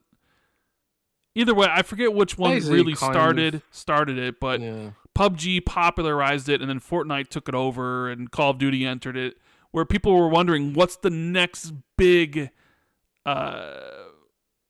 genre to come out that would take the industry by storm. And, you know, there was talk that maybe extraction shooters would be it, right? But that hasn't really happened yet. Have we just found the next big genre? Is like this sort of thing? Is this just going to be a one-off where it's just Palworld by itself at the top? Or is Palworld going to die off and eventually just be a flash in the pan? Or is there a significant audience for something like this? You know, a survival game mixed in with, you know, something else. Is this like the is the survival genre plus something else going to be the next big battle royale thing? I guess, but I guess only maybe. I guess only time will tell on that one. Well, like Enshrouded is doing pretty well. Like it kind of like feels like Valheim kickstarted like a resurgence of this kind of stuff. You got V Rising too, which did well. And a lot of these games they do what existing survival games do, but then add like remix it a bit. So V Rising is kind of like, yeah, it's a survival game, but it's also isometric, and it's like Diablo. So it's like a Diablo survival game with base building, which is, you know, interesting, unique. And then you've got like Valheim, which has like the PS1 kind of graphics with modern lighting, which does look gorgeous, you know. So that blew up for a little while, but I think the patches have come too slow for Valheim to really, you know, continue the momentum, I think, for that game. But then like Palworld just came along and was like, okay, yeah, it's Conan Exiles, but instead of the annoyance of getting thralls and stuff, it's just Pokemon, you know, and that's kind of genius, you know. It's so intuitive, it works really well. It does all the stuff that Conan Exiles does with the thralls, but it just makes it way more intuitive. I mean, even Minecraft has that stuff with the villages and making your own village and stuff, but it's just a pain. It's a pain to wrangle villages. You kind of have to like take over an existing village to really get anything out of that from Minecraft. So I think this game will be hugely influential, even if it's like not the next big genre. It's going to be like, you know, I think the next Pokemon that comes out is going to be, you know, there's going to be a lot of features that borrow from this, where you can do more with the Pokemon, interact with the Pokemon, maybe base build with the Pokemon, and just do more with the game than just the sort of brain dead easy story mode, you know. We'll see what happens with all that stuff. But yeah, it's amazing. It's been amazing to watch that blow up. And I really want to give a shout out round, by the way. Okay. To Bucky. Bucky, the sole community manager of Palworld, who has been working harder than I've seen anyone work online in a really long time. So shout out to Bucky. All right. Moving on from that, I guess. We get some of these super chats, but we're going to be talking about the Xbox-related layoffs, and I'm sure that topic is going to go on for quite some time. So if you guys are enjoying the show, make sure you hit the like button and please subscribe if you haven't. Let everybody know that we are live. Let's see. We have Smurf, who says, I hope State of Decay 3 blows up. Survival genre W. Yeah, you never know what's going to blow up in the survival genre. I mean, they have a chance with State of Decay 3 to do some. I was going to say to do something like different and better than what they did with the previous ones. Because, I don't know, State of Decay 2 felt like State of Decay 1.5. But, I mean, survival games, like I said, they're quite popular on PC these days. And they have been for a while.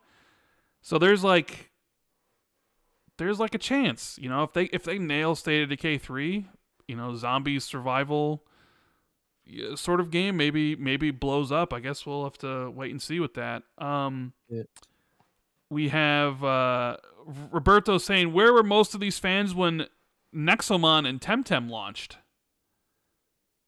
Yeah, so Nexomon and Temtem, like, they didn't really co-opt the designs to the same level. But I don't know. Yeah, and the Andrew says Ranchu needs to be a tomato, and then I'll get to the other ones that deal with the Microsoft thing when we were at there. So yeah, well, as I'm sure most of you know by now, the video game industry is facing a ton of layoffs. In fact, I think it's been like 6,000 layoffs in the month of January alone. Right, we've seen layoffs at Riot. We've seen layoffs at Twitch. We've seen layoffs at indie studios. The one I saw yesterday was the team that made the Destroy All Humans and the one that was making the last Ronin Teenage Mutant Ninja Turtles Samurai game. They lost like half their studio. The Runer indie studio lost like 80% of their studio. It's kind of ridiculous. And there was, a ton of layoffs last year.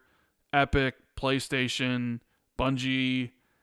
The list is just too long, right? Like, we had a great year for video games last year, but also for the video game industry, it was pretty bad because there were a ton of layoffs everywhere. Yep. And this year, the beginning of this year has been pretty awful. Like, almost seems like every single day I see a news story about some layoffs at some company. And it's crazy. It's like, Jesus. Crazy.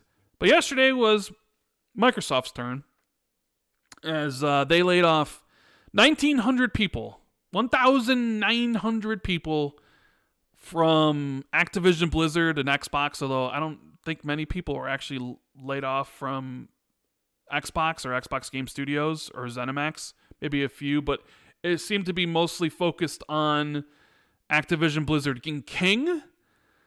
On a day that Microsoft celebrated that they hit the $3 trillion valuation mark at the stock market, celebrated by laying off 1,900 people, which is gross. One of the things the other. And, well, I mean, there's a lot of fallout from this. And, man, the discourse around this as well has been very not good either. Microsoft deserves all the smoke, right? Oh, they do. I mean, you can say that we knew this was happening, and we did. We knew when the acquisition was going to happen that there would eventually be layoffs for redundancies, as they're called. And, I don't know how much of the layoffs of the 1,900 were for redundant positions. I can't imagine all 1,900 were redundant positions, right? But, I mean... They weren't, clearly. So, yeah, it's a sobering day. You see that stuff, and the video games is my favorite hobby in the world, next to reading, and I'm just wondering what the video game industry is going to look like in a couple years, how this is going to impact, the games, and like how are these people that lose their jobs, like, are they able to get jobs in the video game industry with everybody? Like, it's an awful thing. I've been laid off at jobs. It's never a good feeling, especially if you're someone who's like, I have a family, and now I'm the only breadwinner, and now I don't have anything, or I moved recently and now I'm laid off and I don't know what to do, like, or I need my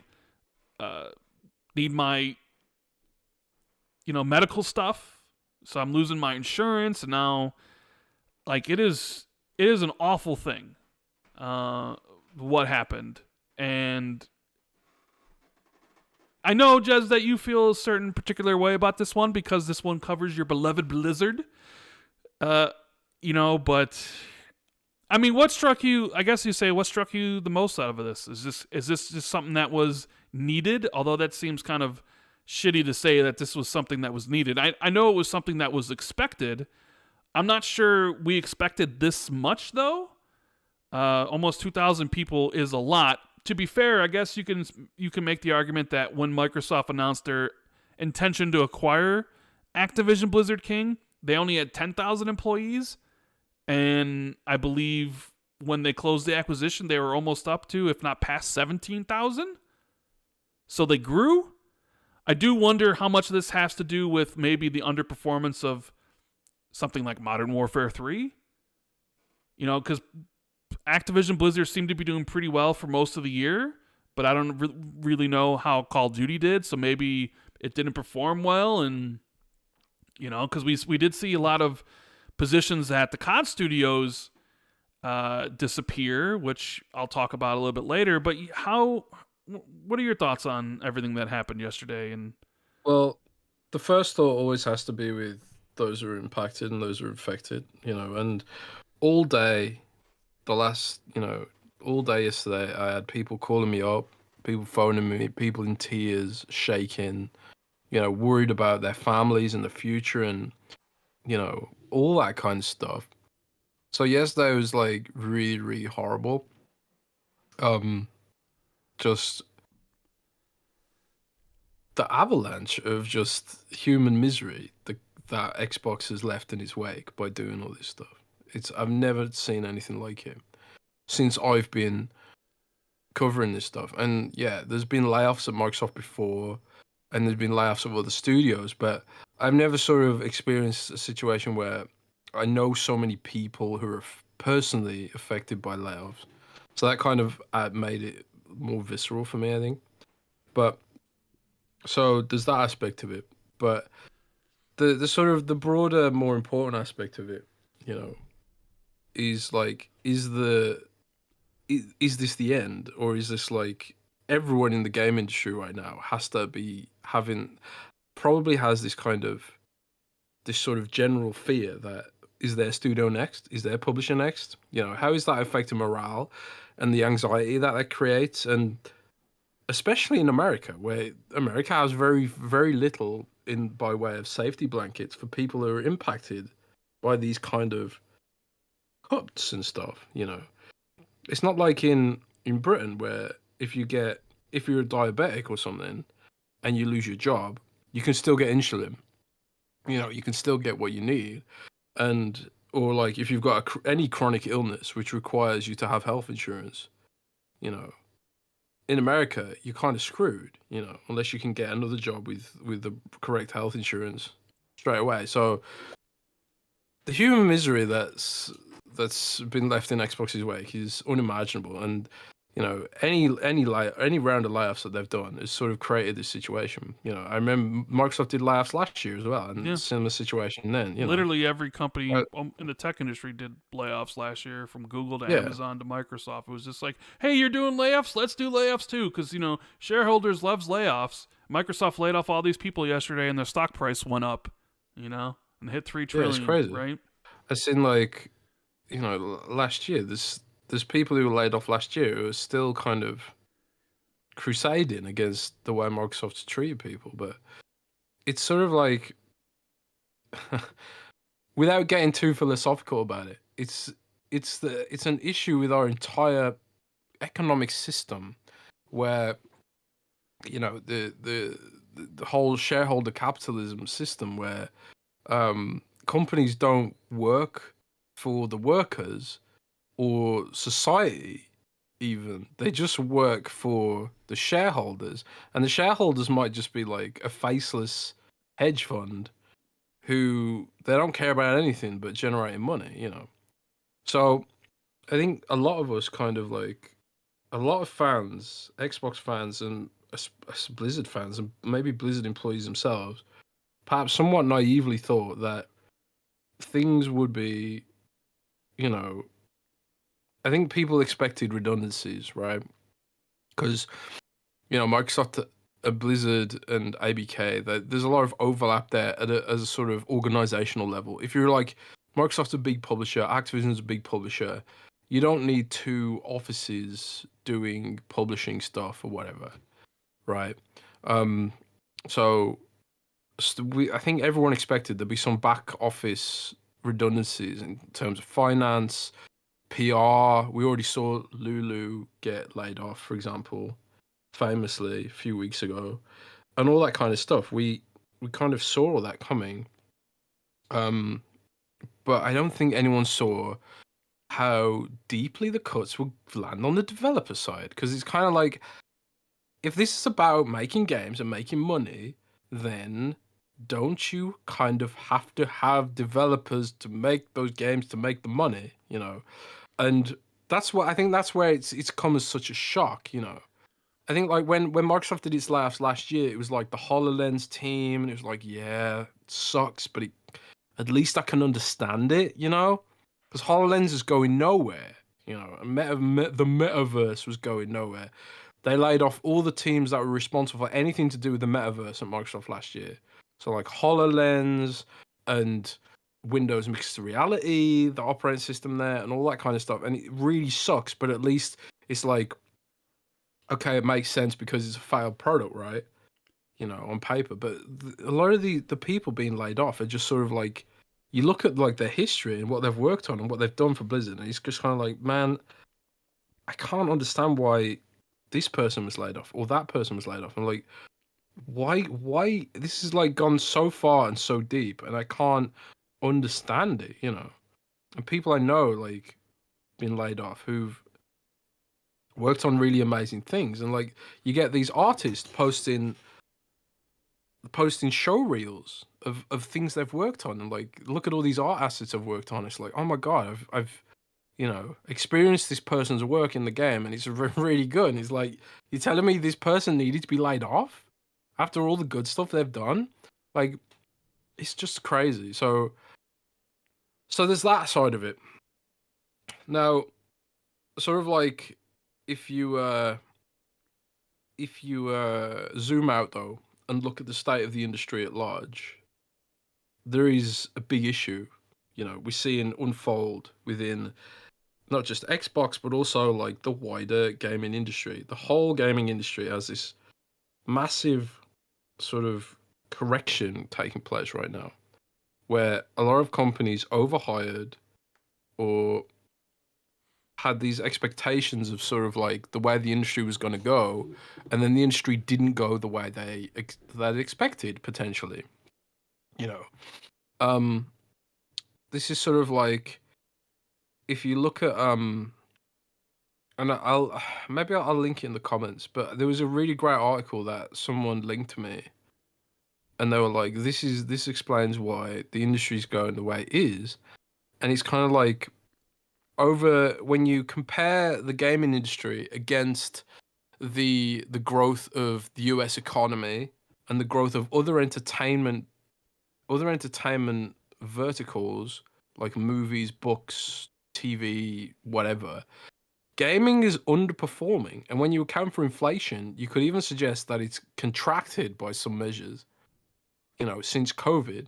So like, and I think there was a lot of analysis that suggested that because there was analysis that suggested that COVID would create new gamers. Right. COVID would create new gamers, right? And those gamers would go on to be like permanent gamers who would like, they would develop a habit for gaming, and they would go on to be gamers forever, you know. They'd start buying games left, right, and center. They'd start buying consoles and stuff even after the pandemic ended. So like, if there was any uplift from COVID, they would see a continued sort of ongoing uplift from all the people who were stuck in lockdown, maybe discovered gaming for the first time, and maybe they'd stick around. But apparently that just hasn't happened, you know. Apparently just hasn't happened. So like, a lot of the expectation around how the industry trajectory will go just hasn't panned out in reality, which is why you're seeing these kind of corrections, quote unquote, is what they call them, which is like a complete dehumanizing way to express this kind of stuff. But that's the sort of reality we live in, you know. It's this kind of, boom and bust sort of world where people are sort of commodified and then treated like, the pals in Palworld, basically. You're going to work on this job until I don't need you anymore, as per dictated by the shareholders, or the needs of the shareholders. So, but as well, it's kind of like you've got to have money to make money, and if the industry's seeing this contraction and people's habits aren't, and people's habits are kind of like not delivering massive amounts of growth, like for whatever reason, maybe people don't have enough time, maybe Gen Z only want to play Genshin Impact, and maybe they don't even want to spend money in Genshin Impact, maybe free to play games is cannibalizing the rest of the industry, maybe streaming services are out competing gaming, and people are too tired and too disengaged to want to get any kind of video game right now, particularly AAA video games. I certainly talked on the show where I've got into a situation where it's like I've been so tired after work, and I'm a gamer and I work in gaming, and I've still been like so tired after work, I just can't bring myself to play anything, and I just lie in bed with my phone scrolling, doing something pointless. And I think like the video game sort of the executives who are sort of greenlighting this sort of driving this sort of mentality of like, oh, we're going to grow, we're going to grow, we're going to grow. They sort of didn't realize that, or they're sort of out of touch and disconnected with the way that life is for a lot of people in the sort of like us the working classes and the middle classes and whatever. I think they were thinking like, oh, these people, like, they've got loads of time to play games and they've got loads of money to spend on games. And it's just like, no, dude. The like they tell us the economy's growing and the stock market's hitting the greatest ever, market caps ever. But it's just like the people on the ground, we're not really seeing this sort of, we're not seeing the effects of this so-called soft landing that they call it, right? Nobody's seeing that effect. So a lot of people are working extra jobs, which means they've got less time to play games. A lot of people are trying to do like extra schooling to try and increase the chances of them having a better life. And it's just like the constraint is time, and it feeds into a wide discussion about the state of the economy and the world, the disconnect from the C-suite layer of what they think consumers should be doing versus what is actually happening to consumers on the ground. On paper, the economy is doing really well, but because of inflation, I don't think people in real terms are seeing the effects of that. So it's a whole ass mess, basically. It's a whole ass mess no matter which way you look at it. So much stuff has been really annoying about all this, like the way people have tried to use it in a console war context. Because it's kind of like, well, you're celebrating these Xbox layoffs, but it's like, what are you going to do when PlayStation does the same thing? Because this is sort of a pervasive thing, man. It's a pervasive thing. It's like every industry is having layoffs right now. A Business Insider, like another publication, they just announced they're going to lay off 8% of their workforce. And it's inflation, it's interest rates, it's the death of easy capital. It's the death of venture capital as well. When interest rates were insanely low and non-existent, there was just venture capital flowing all around the place. It was like, you have some money, you have some money, you have some money. All those times are gone, man. All those times are over with. So, yeah, it's just, but none of that matters. What matters is like the people who are negatively impacted, and like, I just hope for like a future where legislators actually work for their constituents and create an economy that isn't like this. And I just think, when will that ever happen? It probably won't ever happen because everyone's just so divided about how to approach this kind of stuff.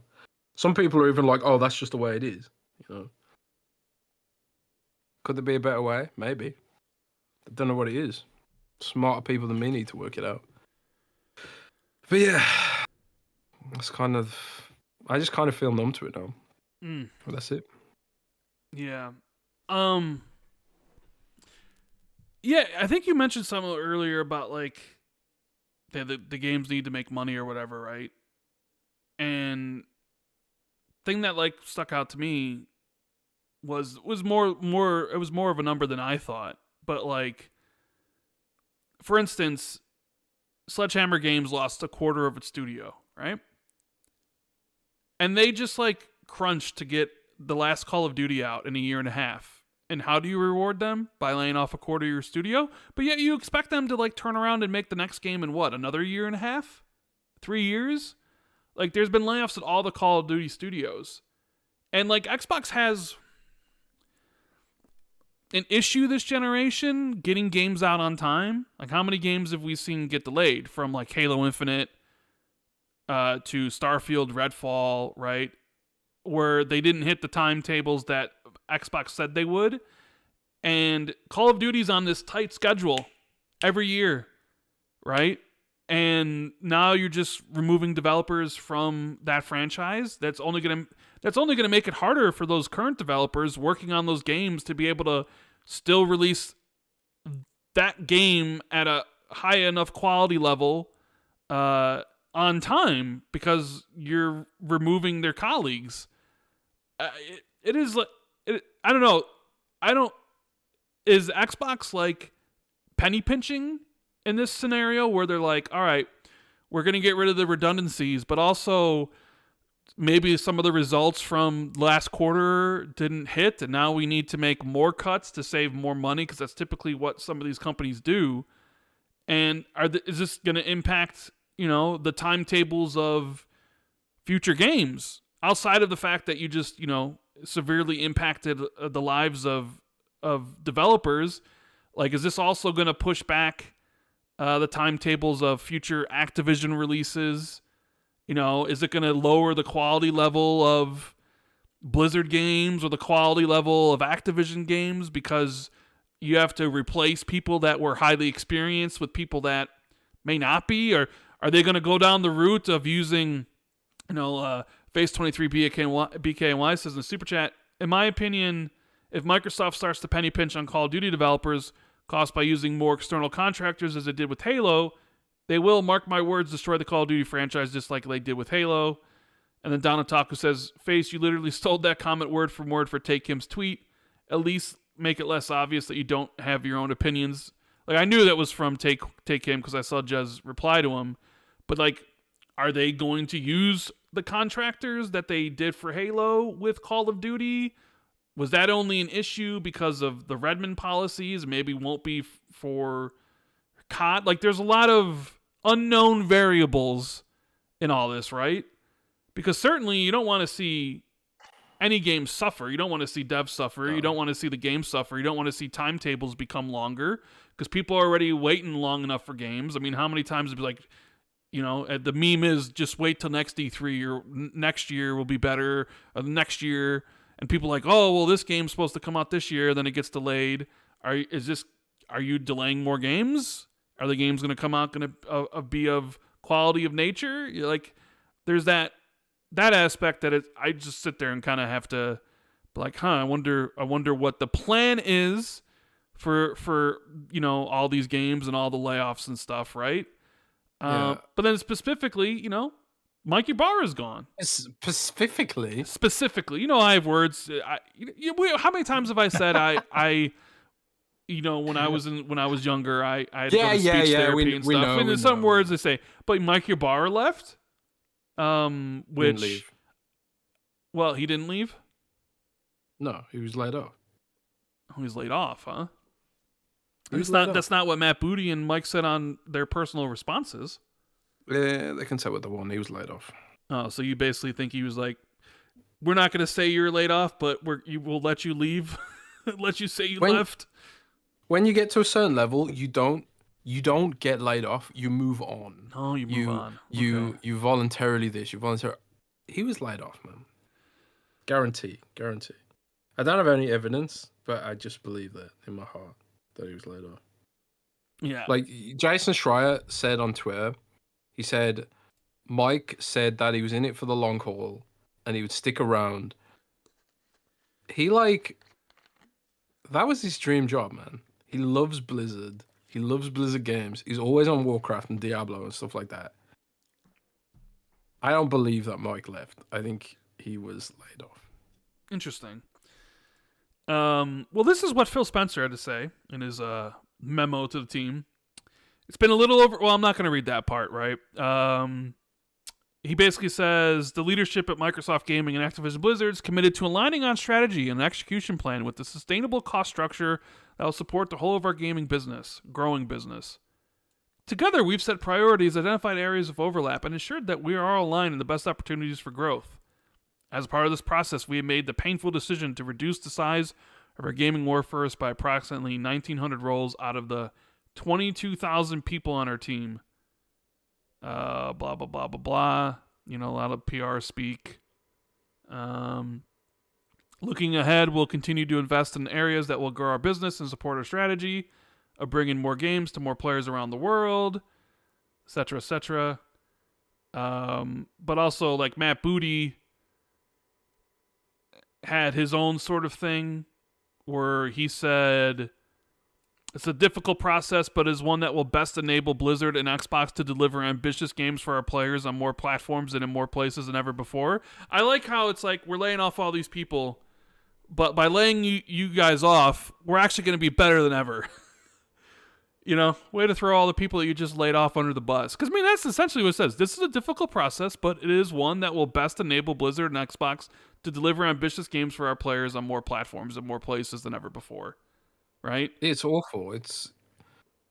I don't know, like, how you can trust Matt and Phil after if you're working at Blizzard. Like, how can you trust them? You know, and I've seen Blizzard fans talk about like how weirdly performative Phil was at BlizzCon, coming out, shaking Mike's hand, talking about ambitions and all this kind of stuff, and then for this to happen not so long after, it's kind of like, why do all that stuff? You know, is Phil going to be applauded again when he comes back to BlizzCon? If BlizzCon even still exists, I don't think so. You know, it's kind of like the kind of, you know, or if you're a current Blizzard employee, are you sort of, do you think like, okay, so that's this year's layoffs. Now, what happens next year? Or what happens the year after? Or what happens the year after? You know. But at the same time, it's kind of like, where do they go? You know, it's not like anywhere else has any particularly great stability. Well, you're basically saying, like, and I agree with you. Like, remember all the photo ops we saw when Phil and team went down to Blizzard, and everybody's happy and everybody's so excited. Yeah, we're out from underneath the yoke of Bobby Kotick. He's gone. Phil Spencer and Xbox here. They're here to make everything better. You know, they separated us from Activision, so we're our own sort of thing. You know, he's gonna let us do what we sort of want. And, you know, saw all the pictures and everything, and then, you know, a couple months later, it's like, yep, gone. Yeah, I mean, I get, like, yeah, how could you look at Phil and Booty after that and be like, believe whatever they have to say? I'm sure the morale at those places are incredibly low. I mean, you know, there's survival's guilt and survivors' apathy and stuff. Like, people that survived are probably, you know, just like, I can't believe I made the cut. You know, like, yeah, someone has literally used the word survivor's guilt to me literally today. Yeah. It's I mean, then on top of it, you cancel a game, Project Odyssey, which and you've talked about on the show before. I've seen it played. I've seen Odyssey played, and it looked really good. It looked really fantastic. I mean, I only saw a small portion of the world. I didn't see like the full scope of it. What I saw looked really, really good. So, you know, and obviously seeing a small vertical slice is not really indicative of the quality of the overall product and its viability in a very difficult market. So, you know, why kind of like I said on Twitter, like I said something like I can't remember exactly what I said, but I said something to the effect of Microsoft pulled off a huge L by canceling this game. I mean, that was kind of like emotional. I don't know how good or bad it was overall, But what is true is, they were working on that game for a really long time. Yeah, Jason Schreier said like 6 years, and it still had a couple, if not 2, 3, 4 years before it would ever actually come out, right? So. Yeah, so it sounds like that game was incredibly expensive and a huge drain on resources. So if you still 3 years out, because of, I think Jason said it was to do with the engine, right? Like they're using an engine designed for mobile. Maybe that's because they had cross-platform ambitions for it. I don't know. Don't know what the thought process there was, but it looked fantastic. It was kind of like it was a survival game, but it looked like it had none of the jank that a lot of survival games are kind of known for. It looked like the polished kind of survival game. It looked like it had the Overwatch art style, which made me think it was on the Overwatch engine, but apparently it's not. It had like sort of, I saw a character that had bow and arrow. It had sort of fairy tale motif to it. Not quite fantasy like Warcraft, but more fairy tale, like a fable maybe. I think it looked really good. I was really excited for it. I was thinking, like, this is going to be really great. It's going to be a huge game, But God, it's just devastating, man. It sucks so much that this game, which clearly must have like been at least approaching a playable state, it's got canned, man. It just sucks so bad. And I kind of think like maybe they should have just put it in early access or something to start making money on it. Sell it for $20 or something. Why do they have to wait until it's fully done and dusted? Because it feels like almost all Survivor games come out in early access to begin with for some reason. Maybe that's just the business model for these kind of games. I don't know. Yeah. But yeah, it's canned, and that's that. What do you have to say to the people that said you said Odyssey was coming soon, that it was almost done? Did I say that? I mean, you mentioned before when we talked about it that you thought it was like pretty close to being done. Well, it looked polished and playable, but right. I have no idea what kind of scope. I have no idea the scope of the game. Like what I saw was polished and playable, but I only saw a couple of areas. Maybe that's all they had finished. Right. I don't know. So my mentality was, because I've been in Blizzard betas before, right? I've been in Blizzard betas before, and it reminded me of being in one of the Blizzard betas, where it's kind of like, okay, the game functions now, and now they're just working on building out the world, But I guess just is what it is, and it's hard to tell from what I saw, Yeah, and Matt Booty. Did I show you that gameplay or not? I haven't seen it. I wouldn't care about a survival game. Matt Booty had this to say about it. I usually show you stuff like that.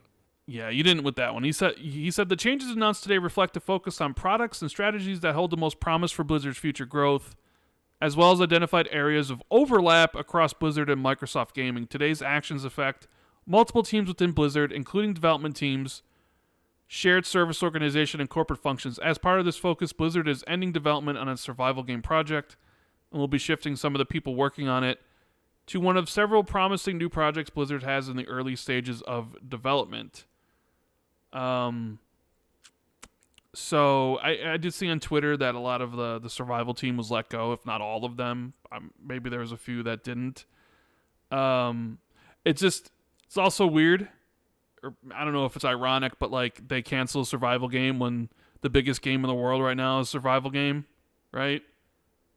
It's kind of like, wait a minute, but like Palworld's blowing up and it's like the biggest thing ever since like sliced bread, and you have a survival game in development, a AAA one at that, and you're just ending it, they must have thought that game wasn't coming out but I guess it's like the sunken cost fallacy, right? It's like, all right, we've spent 6 years on this game, let's just keep on going. But in reality, it's more like you need to not look at what you spent and look at like how much more money is this going to cost, and how much more time are we going to have to give. How did Redfall slip through that net? That's a good question. How did Redfall slip through the net? Maybe because Redfall was closer to release. Because remember when they closed the acquisition of Bethesda in March of 2021, Redfall was supposed to launch the following year. So maybe Redfall was just a game that was closer to release than this game is. I don't know. Maybe they needed to cut more budget. Maybe the game's too similar to other games that Microsoft is, because Matt Booty does say in this thing, he kind of says, as well as identified areas of overlap across Blizzard and Microsoft gaming. So maybe they felt that the Blizzard survival game was too similar to another game that Microsoft might be working on, like maybe Everwild or something. And maybe they didn't want two survival games. Or, I'm just speculating, but it is mentioned in there, right? So, I mean, sucks. This whole situation just completely sucks, right? Like you said, people are using it for console war, cheering on, being like, people are also using it as a gotcha, being like, I told you so. I told you the acquisition would cause these sort of things. Like, everybody knew people were going to get laid off. Like, duh. And maybe some people didn't think so because you didn't see any layoffs at ZeniMax right away, right? They acquired ZeniMax, and I don't think anybody got laid off until last year when Microsoft did their huge company-wide layoffs.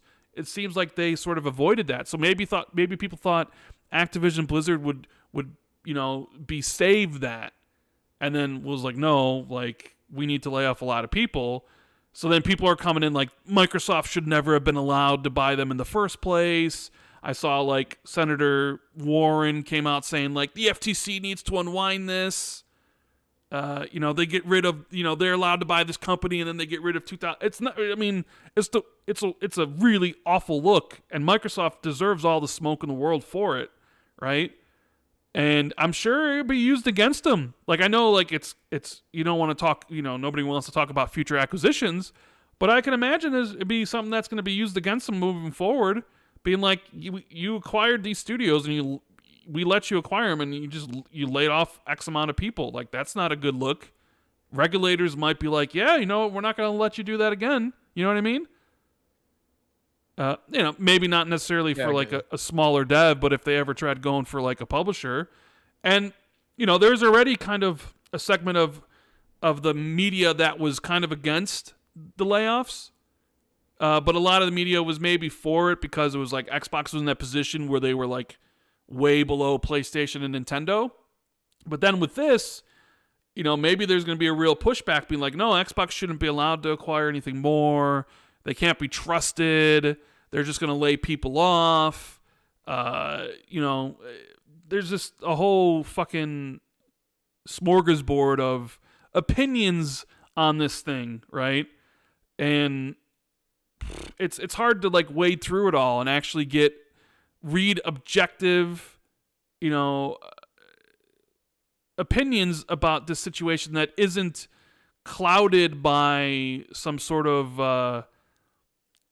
other aspect, right? Because I always look for different takes on things, but I want to make sure, the takes I'm reading are from someone who's like really doesn't have a vested interest either way, just like someone on the outside. Because sometimes when you get a take of someone who's like invested either or, there's biasness that could sneak in. And of course, like, people say we are biased here, and of course we are biased towards it, but I also think we're one of the few out there that really hold Microsoft and Xbox accountable to shit when they fuck up, right?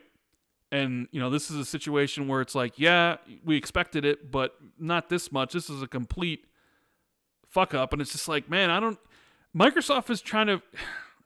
They've cultivated this good guy persona for so long that I don't know if that persona that they portray, where they're like for the gamers and for the devs, I don't know if that can like really survive something like this. You know what I mean?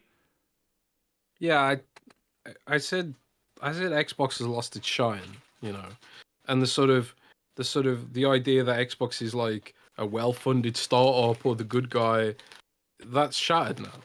And it's kind of funny because it's like we used to talk about how Xbox would save Blizzard and they get to unionize and still all that stuff's still on the table, but it's kind of like they've absorbed Activision, but maybe Activision has absorbed Microsoft absorbed Xbox, because this is all about Call of Duty now. And I kind of wonder like how much of the operation is going to be cannibalized by the need/desire to capitalize on Call of Duty and Call of Duty alone. Like a huge amount of people got laid off from Toys for Bob. A sort of huge amount. Uh-oh. A huge amount of people got laid off from. A huge amount of people got laid off from. The publishing teams and pretty much all the support staff got laid off. All of them. So Microsoft's going to outsource all that. So even though Activision was one of the few publishers in the industry that had an internal support team, and like I've seen people on Twitter complain like, oh, they sucked anyway, and it's like they were already underfunded, and they were kind of like doing their best with what they had, and now you're gonna get even worse. You're gonna get outsourced customer support that don't know anything about any of the games, and automation. Like, have you ever tried using like Xbox or Microsoft's customer support? It's awful. It's terrible. It's garbage. Yeah, well, they It's gonna be outsourced like that to Xbox ambassadors, free, people part of the Xbox ambassador program, which is like, They do really? they do it for free. They do it for free. That makes me sick. That makes me absolutely sick. But corpos are gonna corpo, bro. They're gonna corpo. This is why I've always told you I only care about Xbox. I don't give a flying F about Microsoft at all. I've only ever cared about Xbox. I don't care about Microsoft. Yeah, but now you've got the Microsoft edition of Xbox, where Microsoft is at the senior leadership table, and they're answering directly to Satya, and they're not answering to Terry Martin anymore. They're answering directly to the CEO and the CFO, and you gotta wonder like how much of these layoffs is Satya being like, okay, if you're doing this, we're doing XYZ, but I just gotta hope that it all leads to, just more getting things better, and I don't mean better for better games or whatever and all that kind of stuff, but a sort of more reasonable approach to hiring, a more reasonable approach to how staff get treated, and that the backlash to this and the way, the anger, frankly, gives Microsoft pause when they consider doing this kind of stuff. Now, you Will mentioned they? Probably not. You mentioned on a tweet that basically Microsoft got rid of all their departments that did physical games, and people started running articles about like, oh, physicals ended on Xbox. There's gonna be no more physical discs, and that's kind of also a big. I want to put the record straight about that. So okay, I tweeted out like Microsoft has laid off the teams responsible for getting physical discs put together and getting physical discs to retail, right? And I put that out there, and a lot of people ran with it like, oh, Microsoft's quitting physical discs completely. But that's not what's happening. They're not quitting physical discs, or physical dicks as Rand likes to call them. They're not quitting physical discs yet. Although, let's be real, that's the way the industry's trending. Which is what I said in my tweet. It's like you can give you an idea of the way the industry's trending, but what that was consolidating the teams because they don't need several teams dedicated to doing that role. So they still have a team for publishing physical discs and getting physical discs into retail for now, you know. And I did follow up a tweet with that to explain what the situation was and that they are still going to do it. You know, there's no plan for Microsoft right now to stop making physical discs of games. But that's the way things are trending. Microsoft's supposedly making a diskless drive for Xbox. You know, we don't know if they'll do a USB external drive. I mean, that's something they could do to support that ecosystem. Oh, sorry, I'm getting tired. But no, there's no evidence right now that Microsoft is planning now or in the future to get rid of discs. So just to put that to bed right now, Well, yeah. They still have a team for printing that stuff. Because Face says physical game media eventually will go away, but it looks like Microsoft is going to be the first to do that with the Xbox. Some retailers are getting rid of all the physical media, while other retailers are only getting rid of Xbox physical games. Mm-hmm. Yeah, and Xbox is one of those companies that I did see like Z Huge reply to you saying that there are some big AAA games that have an 80+ shared digitally on Xbox. So yeah, I think physical is going to be around for a bit, but eventuality it'll be all digital. But like right now, you know, something like, because when you tweeted that, I was like, oh man, so they're, you know, and they're done with the physical because like, oh, here's Hellblade 2 and it's all digital only, right? And then the news there, it was like, well, is something like Indiana Jones going to have a physical disc? Because you would assume physical discs, you would assume that it should and it would. But then, you know, I've seen like Danny Padia from Gamertag Radio, I think, replied to you with like, this is what the Xbox section looked at in the store. I was just recently, it was just basically, you know, gift cards, right? Mm-hmm. Xbox digital cards. There basically was barely any physical presence whatsoever. And it's like, I think that's what the future of Xbox like looks like in a retail space in a few years, where it's just, you know, like a digital card. Like, oh, you want to get Indiana Jones, for example? Well, instead of here's a disc, here's a, you know, a gift card for it, where it's the game, you know, it's the code for the game, right? Like specifically printed game codes and stuff. But, and I honestly, I know like we are talking about the rumored Series X refresh that might come out this year that looks like it may not have a disc drive, the adorably digital, right? But I still think when Microsoft does their next console, whether it's 2026, like some rumors have it, or 2028, I bet you it still has a disc drive in some manner, like a disc drive that you can buy optionally, because Microsoft is still very much tied to their whole backwards compatibility future. And I think they would still want to give consumers the option of like, oh, you have the disc and you want to play like back compat. Well, you can get this add-on if you want for your console that plays the discs. Very similar to how Sony's doing it right now with their PS5 Slim. It's a, you know, detachable disc drive. I just can't see them completely being like, no disc drives ever again in Xbox consoles, despite the fact that back compat's such a big thing for us. So I would imagine you would if it's not in the console itself, because removing the disc drive doesn't really decrease. You don't really gain much, right? Disc drive's like $20 essentially, which is why PlayStation, when they originally had the PS5 and the PS5 digital, and the digital was $100 cheaper, they didn't produce many digital consoles because they were losing a shit ton of money on it. So, like, in my opinion, I think we see future Xbox consoles, or at least this next gen, that has an add-on for a disc drive for the people that want it. Yeah, it's gonna be very much for the people that want it. I mean, it's a dinosaur kind of thing, you know. And like Dr. Dingle chat says, how many physical copies of Palworld sold? Zero. Palworld will probably never be available to buy physical. There probably will never be a physical deck of Palworld.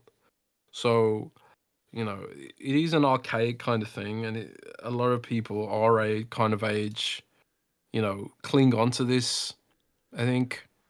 But yeah, I think even though Microsoft is still going to do physical discs, I think it's on the way out.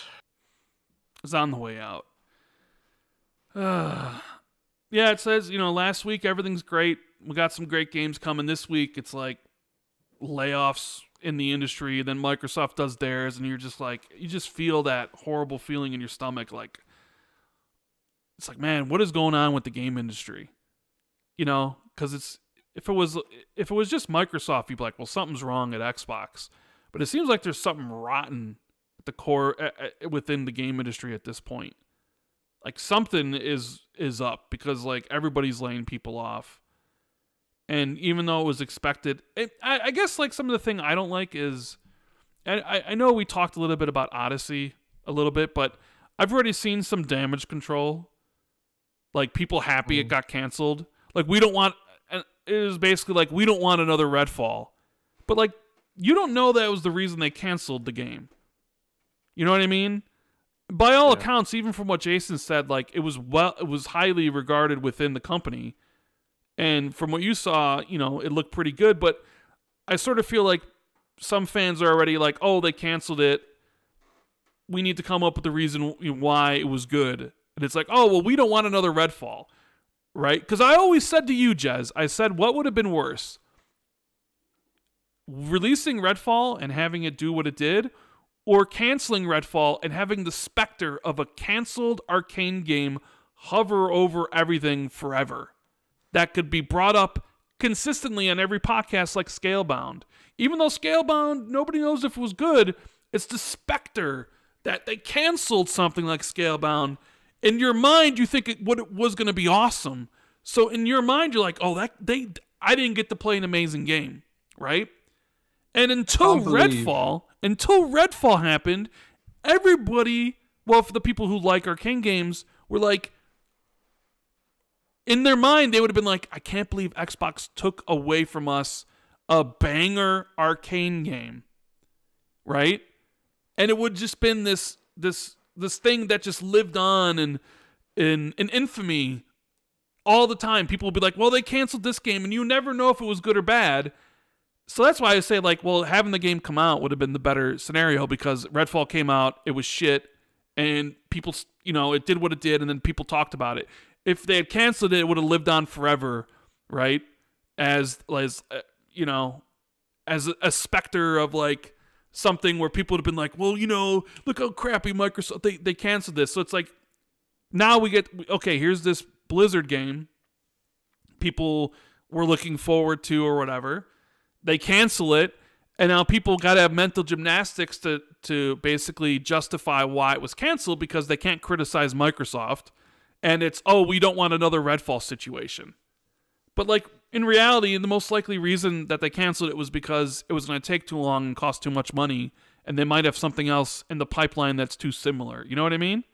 I'm sure you've seen people say that the reason it was canceled was because they didn't want a Redfall thing, right? But it's like, well, why didn't they cancel Redfall at that point? Yeah. I think Redfall probably won't. A thing like Redfall, I'd be shocked if a Redfall thing like that happens again. But Rand, we went at least a couple of weeks with no Scalebound mention. We did. And you just ruined it. No, there's been Scalebound mentions. I think you just ruined it, bro. I'm just saying, like, if they had canceled Redfall, people would have been like, why'd they do that? We just never got to experience another arcane banger. And it would have lived on forever, right? Instead, it came out and people didn't like it, and nobody really played it. It was just whatever. Damned if you don't. But I'd see some Xbox fans being like, yeah, glad it got canceled. We don't want another Redfall. But it's like, you don't know what reasons it was canceled for. Yeah. And I doubt it was 3 years out. It would have been like, you know what? Like 3 years out, they know if it was going to, be like a bad game or whatever. So I think it just came down to cost, probably. It kind of, it kind of reminds me of when Phantom Dusk was cancelled, and then gameplay of Phantom Dusk came out, and it was like, hey, that actually looks really cool. But it's like, it was just that single area, you know. You don't know how much of the rest of the game was going to be done, you know, over the next however many years, you know. It just sucks for everyone involved, and I think we can move on from this now. Yeah, we have This topic. Puckish Rogue says, you think Game Freak will delay this year's Pokemon game because of Palworld? I don't think there's enough time to make changes for this year's release. They're not going to delay it. Come on now. It's a launch of the new Switch. They're not delaying a Pokemon game from the launch of the brand new Switch. Have you seen the rumors about the new Switch? 8-inch LCD screen or whatever? 8-inch LCD screen, which was apparently first reported by Andy Robinson on VGC a little while ago. I thought it was first reported by Nate the Hate. Oh, even or further maybe, back? Oh, okay. Whatever, yeah. But I don't know who first reported it, but it does seem like there's a lot of you know, fire attached to this smoke. So, are you surprised it's not an OLED screen, or are you just like, of course it's not OLED because they're gonna sell it to you 2 years later? They're gonna resell it you with the they'll sell it you again with the OLED later on. But yeah, are you gonna get it? Are you gonna get the Switch, Rand? The new Switch? I probably not. I'm sure I'll have some FOMO where it's like the Switch is on sale and I have my finger over the pre-order button, just like there was a seconds of FOMO when the Asus ROG Ally came out, and I actually had the pre-order page up, and I'm like, should I get this? And I almost did, and I'm like, wait a minute, I'm not gonna use this thing. What am I doing?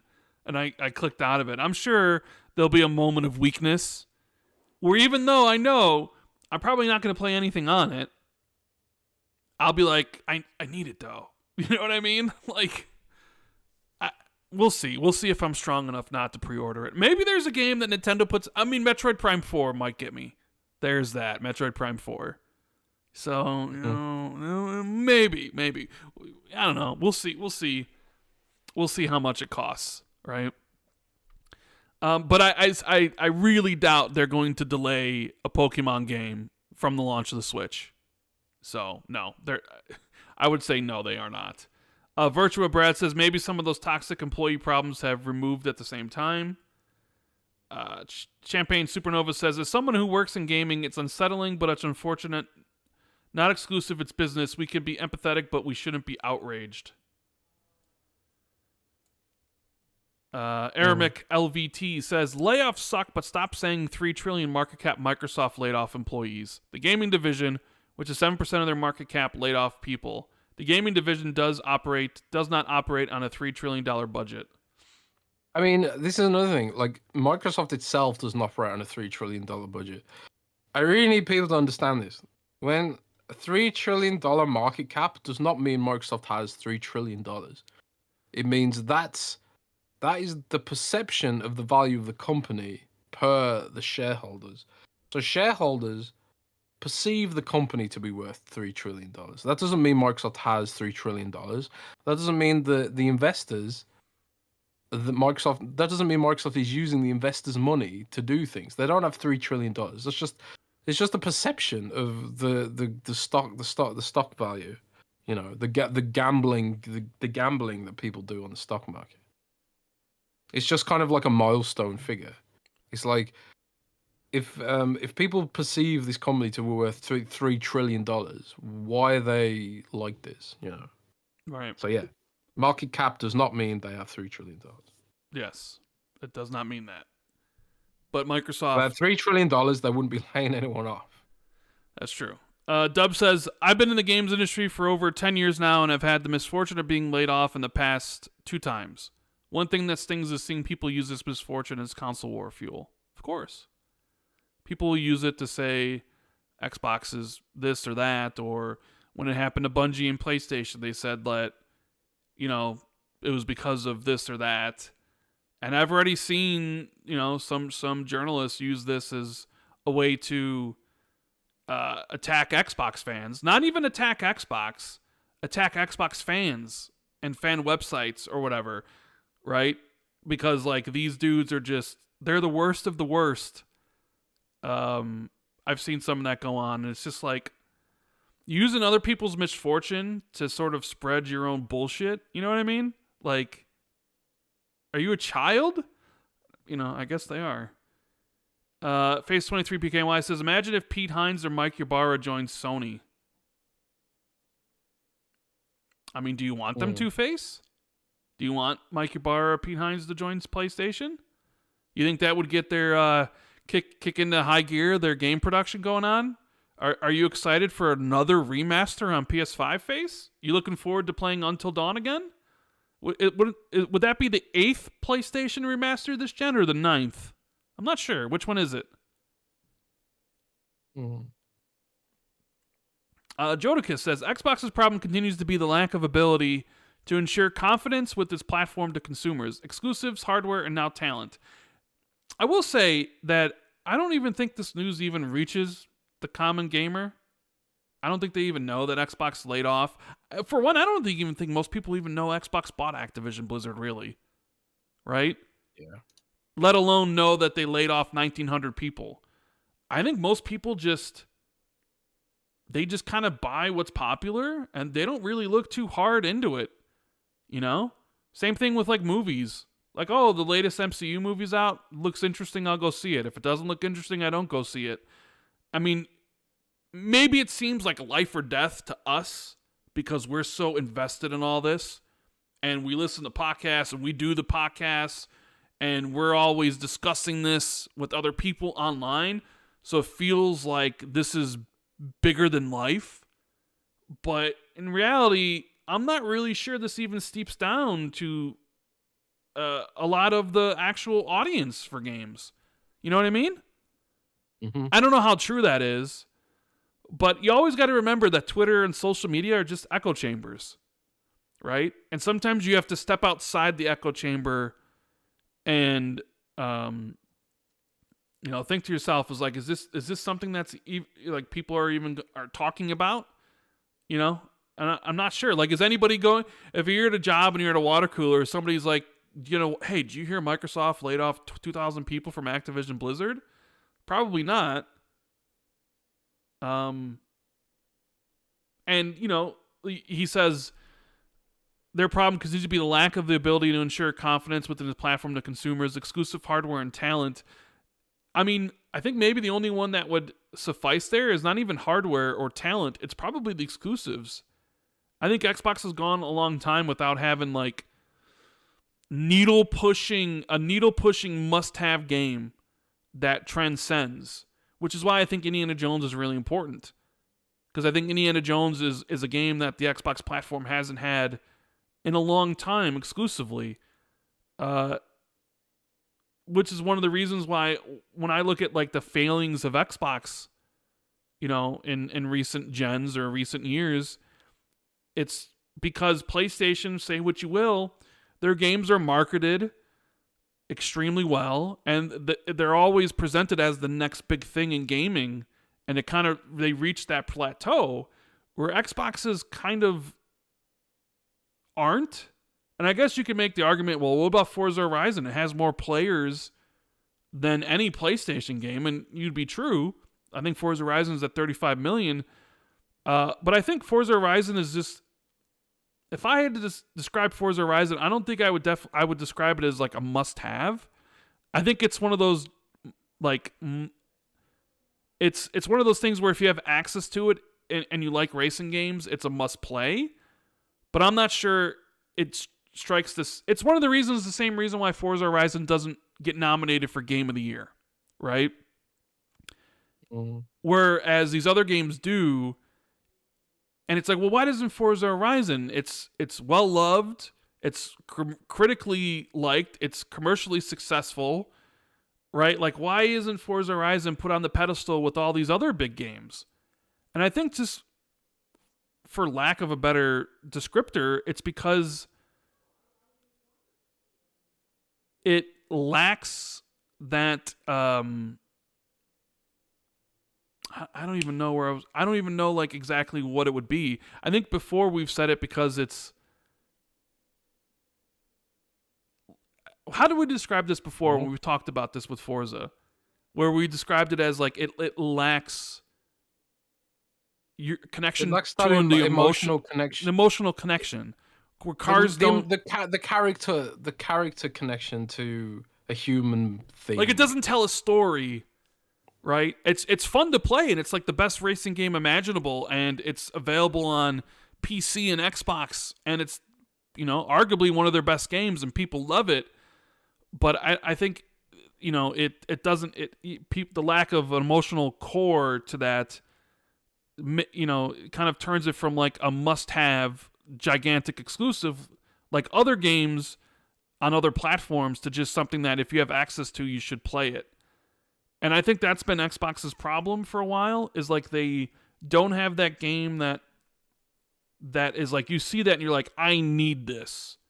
Like, for example, for me, not famously, but I never had a PlayStation 3 during the 360 gen because I didn't need one. Well, I was going to say famous. We've talked about this. We've talked about this on this podcast before.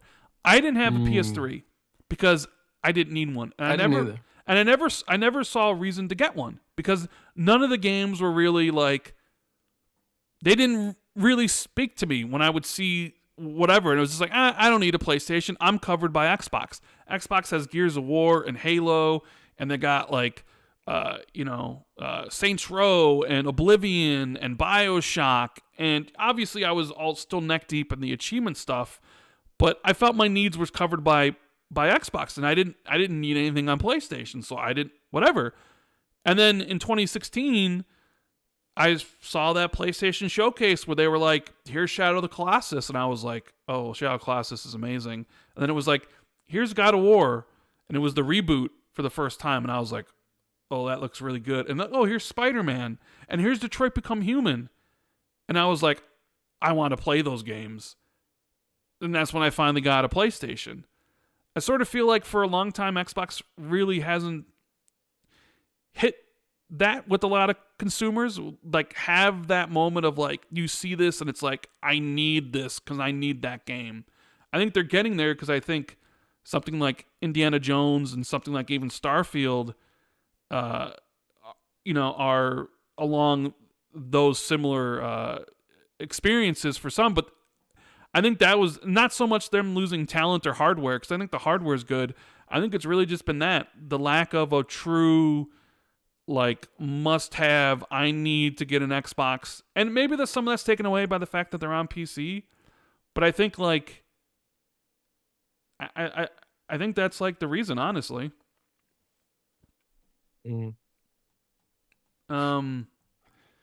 We have a Dead Planet saying, Palworld being exclusive feels akin to Xbox temporary nabbing Fortnite.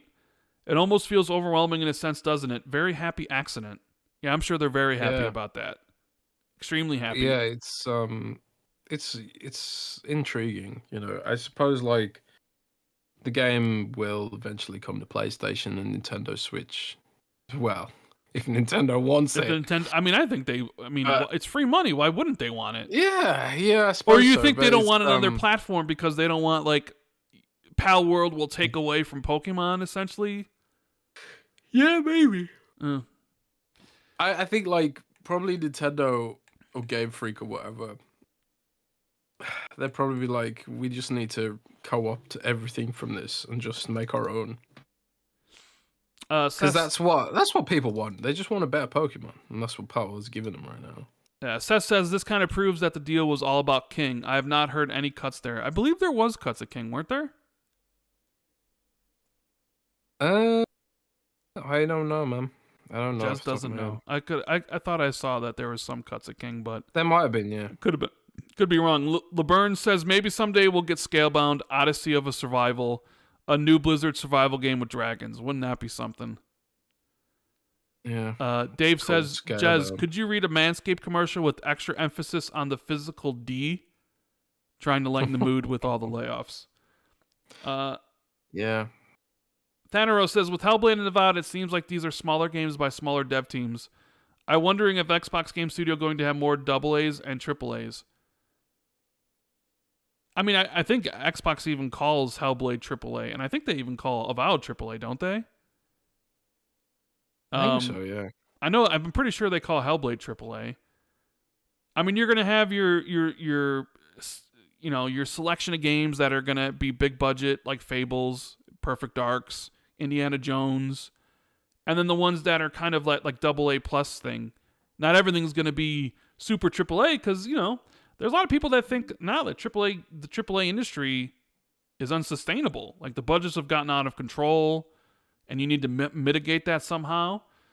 I mean, but if Hellblade, yeah, I guess maybe because Hellblade has 40 people, 50 people dev team on it. It's probably not that expensive in comparison to other games.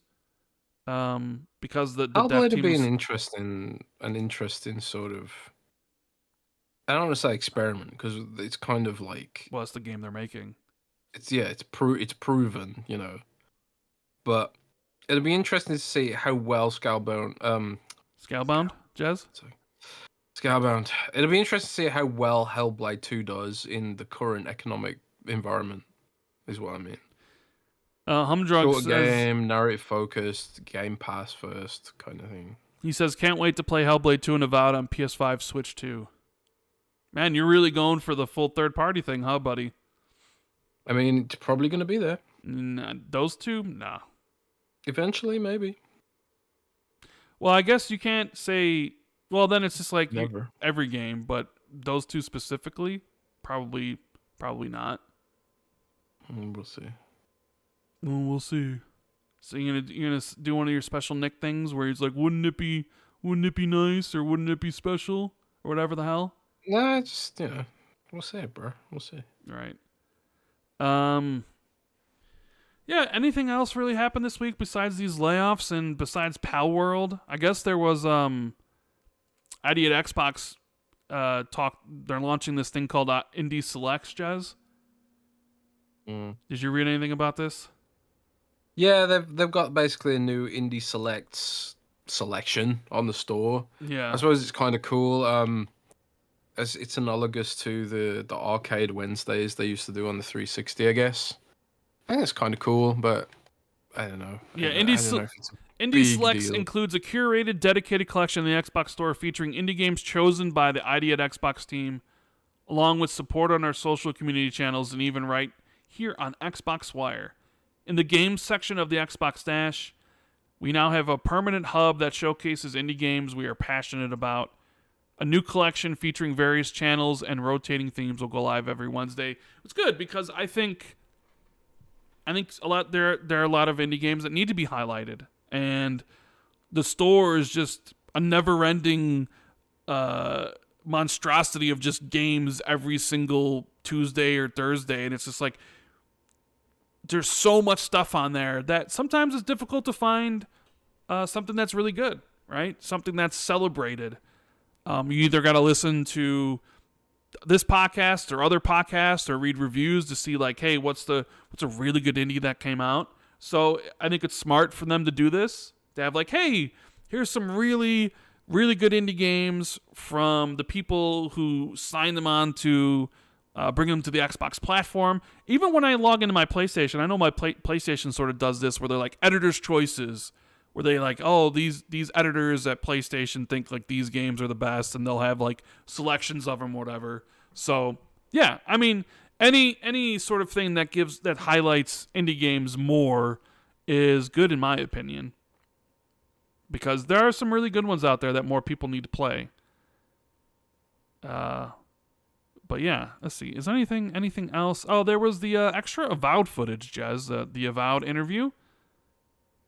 With the Xbox podcast, 25 more minutes of stuff. Wait, I know Avowed, you're looking forward to Avowed, and it sort of, I wouldn't say it disappointed you at the direct, or maybe you were just more high in Indiana Jones, but I know as someone who's really looking forward to Avowed, did you have a chance to check out all the extra info and interview? Yeah, a little bit. My team covered it at least, but they were just kind of talking about how the class structure is a little bit more fluid. It's not going to be like hard classes. I'm a priest, I'm a mage, I'm a wizard, I'm a warrior, whatever. You can be like, I'm a warrior, but I also use a wand, or I'm a mage, but I also use a bow and arrow or something like that. So it's going to be sort of like a dynamic, fluid, build your own kind of class system. I think that was like the emphasis of that. PC Gamer have had a lot of. Well, they had an interview with the Avowed dev team, and they've broke out a lot of articles about that. So check them out on PC Gamer. It's Avowed sounds like they were talking about as well how they sort of they riffed on Vermintide for the melee. Yeah, for the melee combat, yeah. Which is, that's a good thing. Vermintide has good melee. But we'll see where it goes, man. We'll see where it goes. I did see there's no sex in the game. Oh shit, pre-order cancelled. No romance options. Even Palworld has romance. Yeah. Have you heard about the controversial sexy Palworld pal? No, I haven't. There's a sexy Palworld pal. So in the Palworld Palpedia, whatever it's called, it's like an encyclopedia of all the pals, right? Entry number 69. I can't remember the name of the pal, but it's like it looks like a pink kangaroo with love hearts, and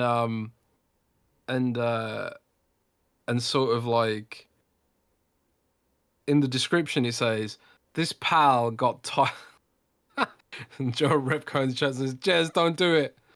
It says in the description of this pal, it says this pal got bored of sleeping with other pals and now wants to sleep with humans. What is this game? Rand's speechless. I don't know what to say anymore. It's called Lovelander or Lovemancer or something like that. I don't know. Mm-hmm. But yeah, so Palworld has pal cannibalism, pal slavery in sweatshops, and also a creepy pervy pal that wants to put you in bed, bro.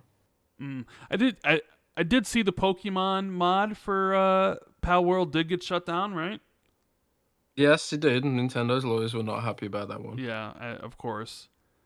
Trying to think what else. What else happened this week was iOS is now going to allow cloud streaming apps. So you might see Xbox Cloud Gaming as an actual app instead of on the browser. Because the CMA was reopening their investigation, and iOS and Apple was just like, no, we'll allow them.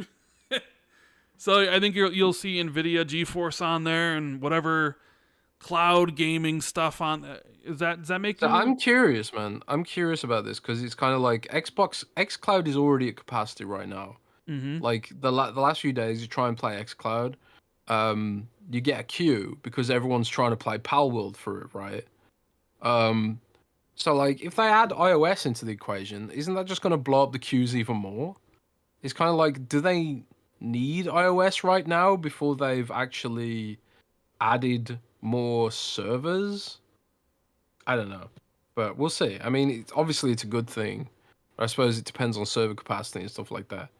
And also, speaking of xCloud, today, as Tom Warren pointed out on Twitter, there's a new Xbox Insider program for xCloud, which is the first time they've done that. So if you go to the Xbox Insider Hub, you can now sign in and sign up to, get access to, Rand, can you hear me? I'm listening. My graphics card, I think I might be about to blue screen. My graphics card's freaking out. That was really weird. But yeah, sorry about that. That was so weird. Like my whole screen just went crazy and glitchy, which is that does not bode well. But yeah, there's a new cloud gaming insider program, so that should be something cool coming up. All right. Well, let's. I think that's really it. Let's go to the Patreon questions for the week. So if you guys are enjoying the show, make sure you hit the like button, subscribe if you haven't already, and let's get some of these questions. Nate Miller, What do you guys see as the future of live service games? I was perusing the Xbox catalog recently, and between all the live service and MMOs, I was thinking about how many more live service games we will actually get. I doubt it will be that many. I kind of agree with you. You don't really see a lot of live service stuff in development. I know Sony has their big live service push, which maybe got scaled back. And even a lot of the Microsoft games that are being made were a lot of single-player focused stuff because they do have a lot of live service stuff already in existence. There's only so many people, and there's only so much time. And I sort of feel like the ones that are entrenched for good. It's going to be hard to replace any of those. Yeah. So I don't really know what the future of live service looks like. I tell you now what it looks like. What do you think It it looks looks like like? mobile phones. Ew. It looks like Diablo Immortal. No. It looks like it does. No. It looks like Diablo Immortal. It looks like Genshin. It looks like Gacha. It looks like mobile. It looks like Elder Scrolls Castles. It looks like mobile games. And Microsoft keeps saying it. Like their growth vector is mobile.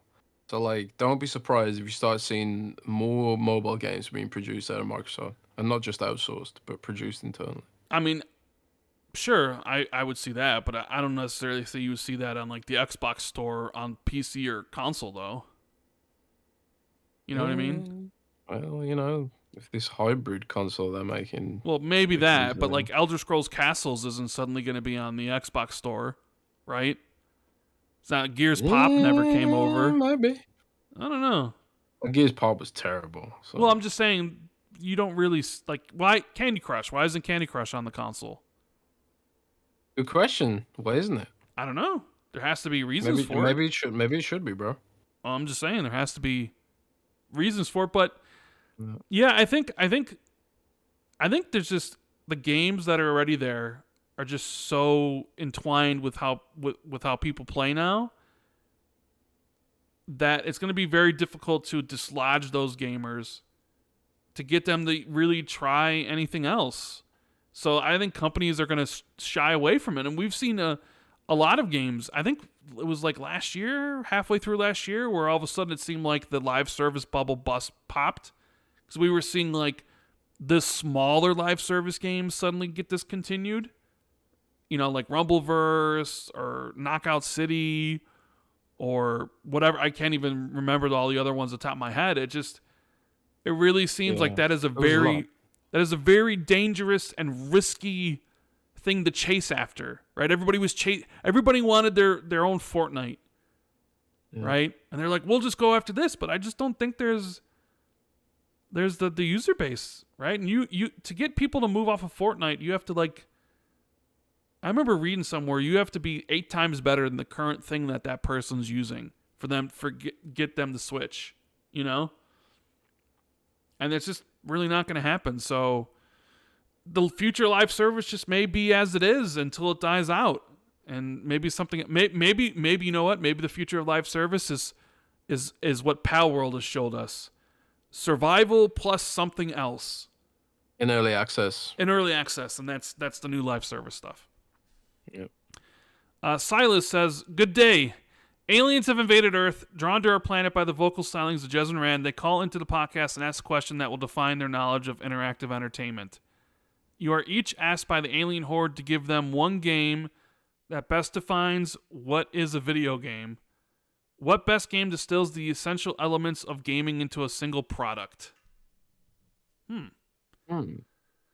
gonna give him Halo because I'm gonna show him what we do to the aliens. You know what I mean? Man, I'd show him Palworld. You're gonna show him Palworld? Really? Is that really Palworld. the game you're gonna like? Okay. I mean, it's the show most him a popular game in the world. where you enslave pals to do your own work for you? Well, I mean, we do that. We do that as a species. Yeah, Do we not enslave the chickens and the cows? I suppose. Do we not enslave the horses to be ridden and so on? God, that's deep and philosophical, bro. Yeah. Captain Logan in chat says Doki Doki Literature Club. That'd be a good one. GoldenEye, Moonlighter. There's a lot of suggestions in the chat. The future of live service is foam stars, says Solithida. Foam Solithida. stars. Hmm. Foam stars. The future of live service is foams. Interesting. Mm-hmm. Now, what game would I really show them? Maybe Mass Effect. How we could live peacefully with aliens. You know what I mean? Yeah. Mass Effect, great game. I think your Malice said the right one. It's Tetris, man. Tetris. Yeah, Tetris would be a good one. Good old Malice. He would get that. Tetris would be a great one. Or a musical one, right? Like some music game, maybe. Yeah. Well, like geometry is going to be a universal language, right? So like an alien would understand the concept of putting geometric blocks into the right position. No language needed. True. No, I wouldn't I be didn't surprised even... if an alien civilization has their own version of Tetris. I did think that. I did. Well, no, I didn't even think of those type of games where you don't necessarily to enjoy Mass Effect, you might have to understand the English language, and the aliens would be like, "What's this?" But maybe they would intuitively understand because they got Tetris. A universal. But what if they're a species that never really evolved with shapes like that, bro? And they wouldn't understand. If they've got intergalactic travel, they've got not necessarily, man. Shapes. What if they're blind? What if they see by other means? You know? If they're blind, then we've got a problem with regards to playing games, right? True. You'd have to pick a game that was really friendly for not having vision, and as the most excellent sightless combat has taught us, Killer Instinct is the right game in that scenario. Killer Instinct. Earth Defense Force, man. You should show aliens Earth Defense Force. EDF. Fighting off giant bugs and ants and spiders and stuff. JJ says Rand would show them a trending physical dick. You guys are just too mean. You guys are just... What was that? Was that your laugh? That was my tired Jimmy Carr laugh. Oh, Jimmy Carr. Yeah. When I browse YouTube Shorts, sometimes his like skits will come up. He's really funny. Oh man, he's a funny dude. Jimmy Carr is hilarious. He's hilarious. And he gets heckled by people in the crowd, and he just like turns it on him, and like, it's hilarious. It's good stuff. Jimmy Carr's good stuff. Watch his panel shows, man. Watch 8 out of 10 Cats.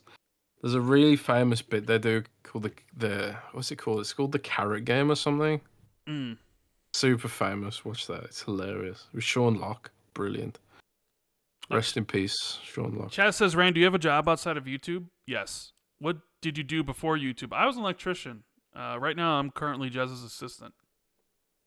It pays me big money. True but I had a whole bunch of jobs. I think the worst one I obviously ever had was like KFC. That was my first job, working at Kentucky Fried Chicken. I did like construction, which I'm almost loath to tell this story because it'll give me a new nickname, and I don't want this nickname, so I'm not going to tell it. I'm not going to tell this story. Maybe I'll tell you off air, Jez.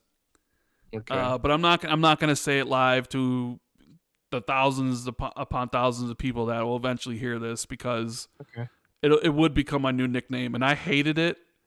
But I'll tell you, but you can't tell anybody, okay? And then electrician for a while. That was fun. Although I eventually didn't like it, but yeah. Lazar Wolf. He says you could play only one single player franchise for the rest of your life, including future installments. What are you picking? What would you pick, Jez? One single player franchise for the rest of your life, including any future games.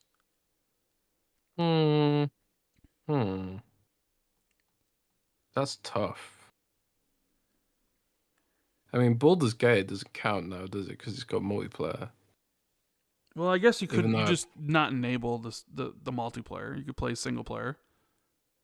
Resident Evil. I'll just say Resident Evil. I think Larian is just gonna do good stuff. I think they're gonna keep doing good stuff, and Baldur's Gate is, presuming they do a Baldur's Gate 4, I think they're gonna carry that franchise. So I'm gonna say Baldur's Gate. What if they're the ones that take over the Knights of the Old Republic remake? God damn, that could be really interesting. Yeah. Monkey vs. Tramp says, "Hi guys, a normal question this week from me. There's been a lot of discussion around whether Palworld's dev used AI in their development. My question for you both, if AI can help speed up development process and retain the quality gaming experience we would expect depending on gaming genre, is it such a bad thing for the future of game development? Thoughts?" I think the end of the discussion about AI is that it should be additive and support devs and shouldn't take any jobs away. That's the ideal scenario. So like I think using AI to support the work devs are doing is a good thing. And to be honest, they're all a lot of programmers are already using it. You know, Visual Code, Copilot, and GitHub Copilot and stuff like that. All the various programming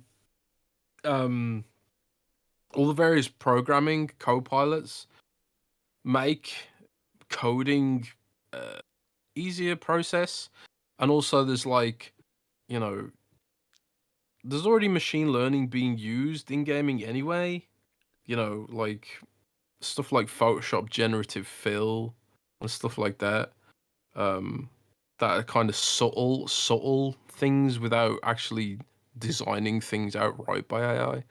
AI definitely has a role to play, but it needs to be additive, not detrimental. I'm okay with it personally. I don't agree with the widespread just I hate AI and that's it, full stop. You know, AI is going to have a role to play, and it should have a role to play. And it could make video games cheaper to produce, which hopefully will mean less layoffs, not more. But maybe that's naive. I don't know. But in this case, the accusation was it used AI to basically copy Pokemons, right? Not necessarily that it used AI to create the game. Yeah, that's proven untrue. But I mean, they did not use AI to make this. I would be for AI if it can help people be more efficient and could essentially reduce the timetables it would be to create future games. But also at the same time, I know companies will use it to reduce their headcount so they can save money, and that's something I wouldn't want. So yeah. One way it's good, the other way it's bad, and I wouldn't not want the bad part. But you know somebody will. You know somebody's going to do it just to try, just to see if they can. And hopefully if they do, it's recognizable and it just bombs and it's a bad game. You know what I mean? Mm-hmm. That's the sort of thing I at least can look to and be like, AI books, awful, right? Not saying that every book a human has written is great, because that's clearly not the case.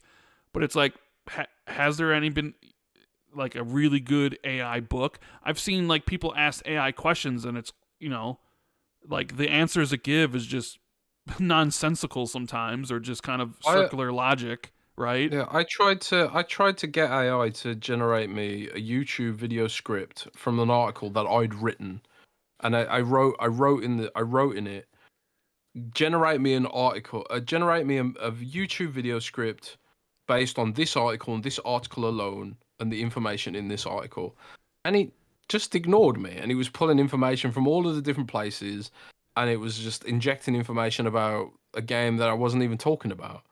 You know, so it's just like, it's got a long way to go, you know, before it's actually something that can threaten people's jobs, but we'll see. You know, the thing about AI I briefly want to bring up, but did you see the Taylor Swift AI stuff trending on Twitter the last couple of days? Yeah, it's just, there's been a big, I mean, the Taylor Swift stuff was bad enough, but there was a big news story here in the UK where a 14-year-old girl had committed suicide because the guys at her school had AI generated pictures of her, indecent pictures of her. Right. It's a huge thing in the UK right now. Well, and it's yeah. like, I even saw something like it's gonna get worse. Taylor Swift's considering, like, you know, her legal options against the website, right? I think it's like a deep fake AI website, and you know, very, very. Some of them were very explicit. And There needs to be legislation. And it's one of those things where you look at the picture and you're like, that does look like Taylor Swift a little bit, even though you can see some of where the things AI gets wrong, right?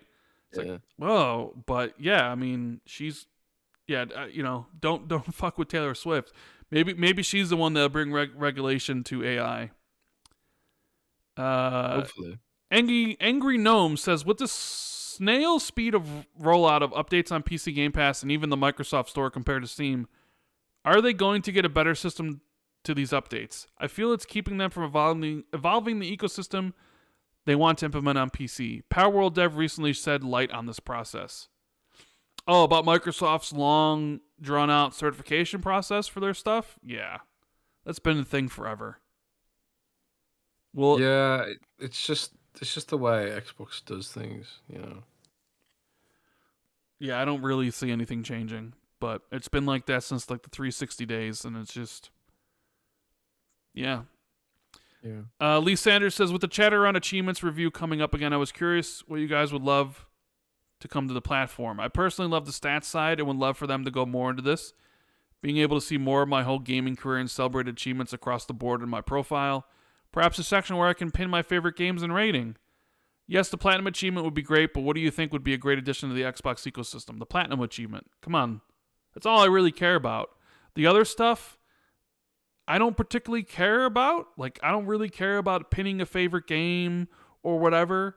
Like, I know other people do, but all I really care about is give me, like, an achievement for, like, completing everything in the game.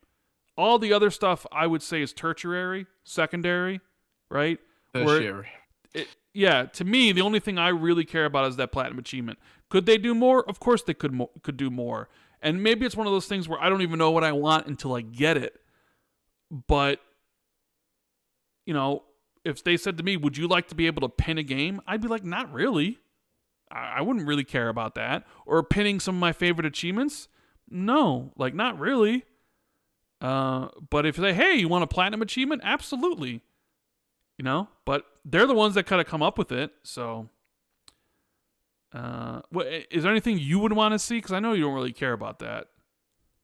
I'm not super interested in achievement systems and stuff like that. Like, if they bring more stuff and features, then that'd be cool. It'd be cool if, like, they gave you, like, avatar benefits or, like, cosmetic benefits. There were games that had that, where if you got an achievement, you would get... back in the day. But the avatars have been kind of pushed off to the side. Now, like, nobody really uses them. They're not really promoted or highlighted. So I feel like unless you were planning on bringing back the avatars to the forefront, there'd be no reason to do that, you know? Yeah. And I know some devs like, oh, achievement, like maybe like concept art would tie to that stuff, but it feels like people didn't care about that either. So I'm not sure how much you really can do with that stuff. Like, yeah, like numbers is cool. Seeing a rare achievement. Maybe they need to do a breakdown of different rarities other than just a regular achievement and a rare achievement. Maybe there needs to be like, you know, this is... I know PlayStation does it, but like PlayStation has common, uncommon, and I forget the other. Like maybe there needs to be more than just a regular achievement and rare, where there's different categories of them. Maybe those need to be highlighted on your profile. Like it says when you look at me and it's like Randall Thor 19, 1.3 million gamer score, and then it says like 5,000 rare achievements or something. Where he's like, oh, damn, you know, you have a lot, or whatever completed number of games. Like, there's things they could do with that. I do like seeing the completion percentage when you get an achievement. It's like 0.3%. You know, I do like that aspect of it. But I'm not sure how much more they can delve down into it to give you more of that experience. You know? Yeah. True Achievements does a lot of that right now, as, like, you can go on there and you can sort of have all that at your fingertips, really. But I know a lot of people want it on the console. So, Achievement says, you have the rest of your life to play one generation only. No remasters, just the new games released. PS3 360 gen or PS4 Xbox One gen? I would probably choose the 360 gen because it's my favorite gen. I'd pick the Xbox One gen. Okay, fair enough. Any reason I why? mean, Monster Hunter. Monster Hunter. What? There weren't any Monster Hunters on the 360 PS3 gen? I mean, there was no Monster Hunter World. I don't think there was Monster Hunter on Xbox back then. I don't think there was Monster Hunter on PS3 either. Wasn't it like mostly a Nintendo DS game back then? I don't Maybe know. I'm tripping. I don't know. I don't know. Trixar for Trey says, so guys, how do you feel about Xbox after this round of layoffs and having two huge leads depart Blizzard? I mean, doesn't feel great, right? Oh, feels bad. Feels bad, man. It feels bad, man. Yeah, I mean, we talked about it at length about how we feel about it. Sucks for the team, sucks for the people, but you know, it's business gonna business, capitalism gonna capitalism, right? Just gotta hope for better times for everyone involved. Yeah.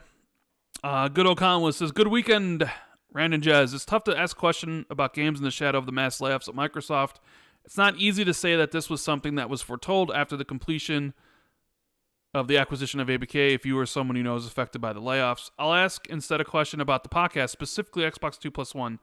I know you're always looking for the Plus 1. Any thoughts as to finding someone outside of the Xbox community to talk about gaming in general? Someone from, say, one of the other console communities. For PlayStation, for example, would be Mr. Badbit. We've actually had Mr. Badbit on Xbox 2 Plus 1. Yeah, we've spoken to Mr. Badbit, and we also spoke to Colin Moriarty last summer. Yep. About PlayStation, Xbox, and stuff. So we do it. Maybe we need to do it more. For Nintendo, John Downey from Spawnwave. I mean, we had John on to talk about Xbox. We didn't necessarily talk about Nintendo because I'm not really interested in Nintendo.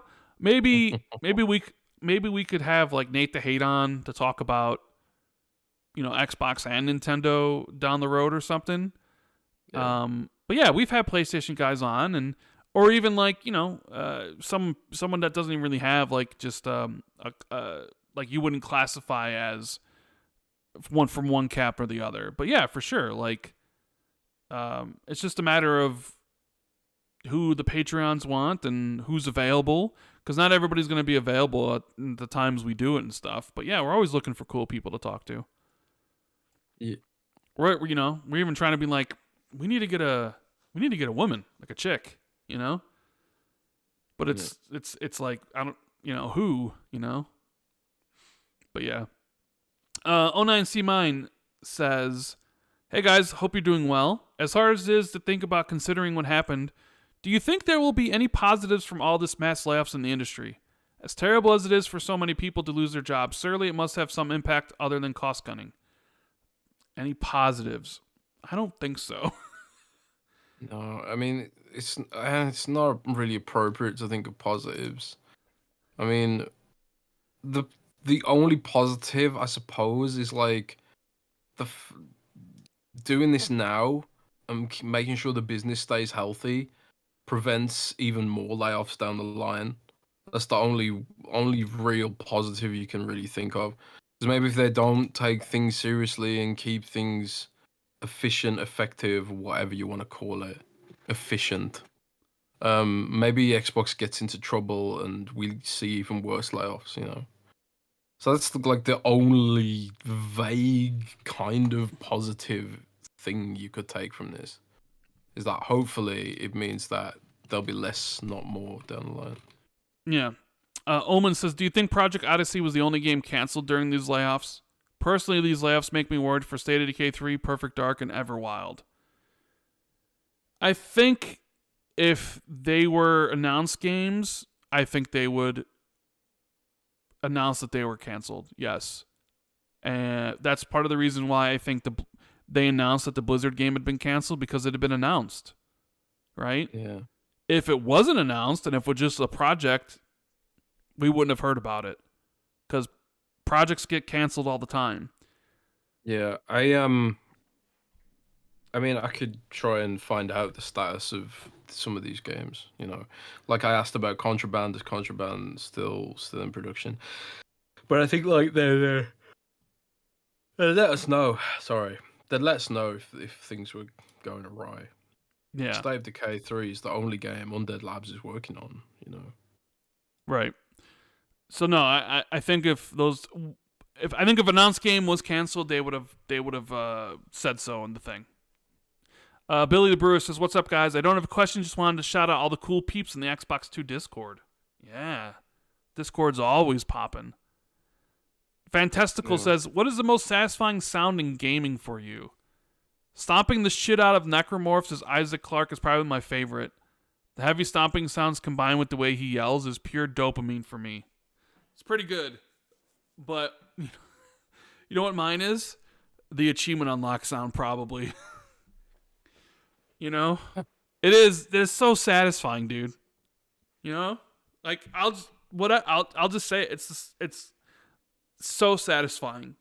And the rare achievement sound too. Oh, jeez. Love it. That's a cool sound. Do you know what my satisfying sound is? What?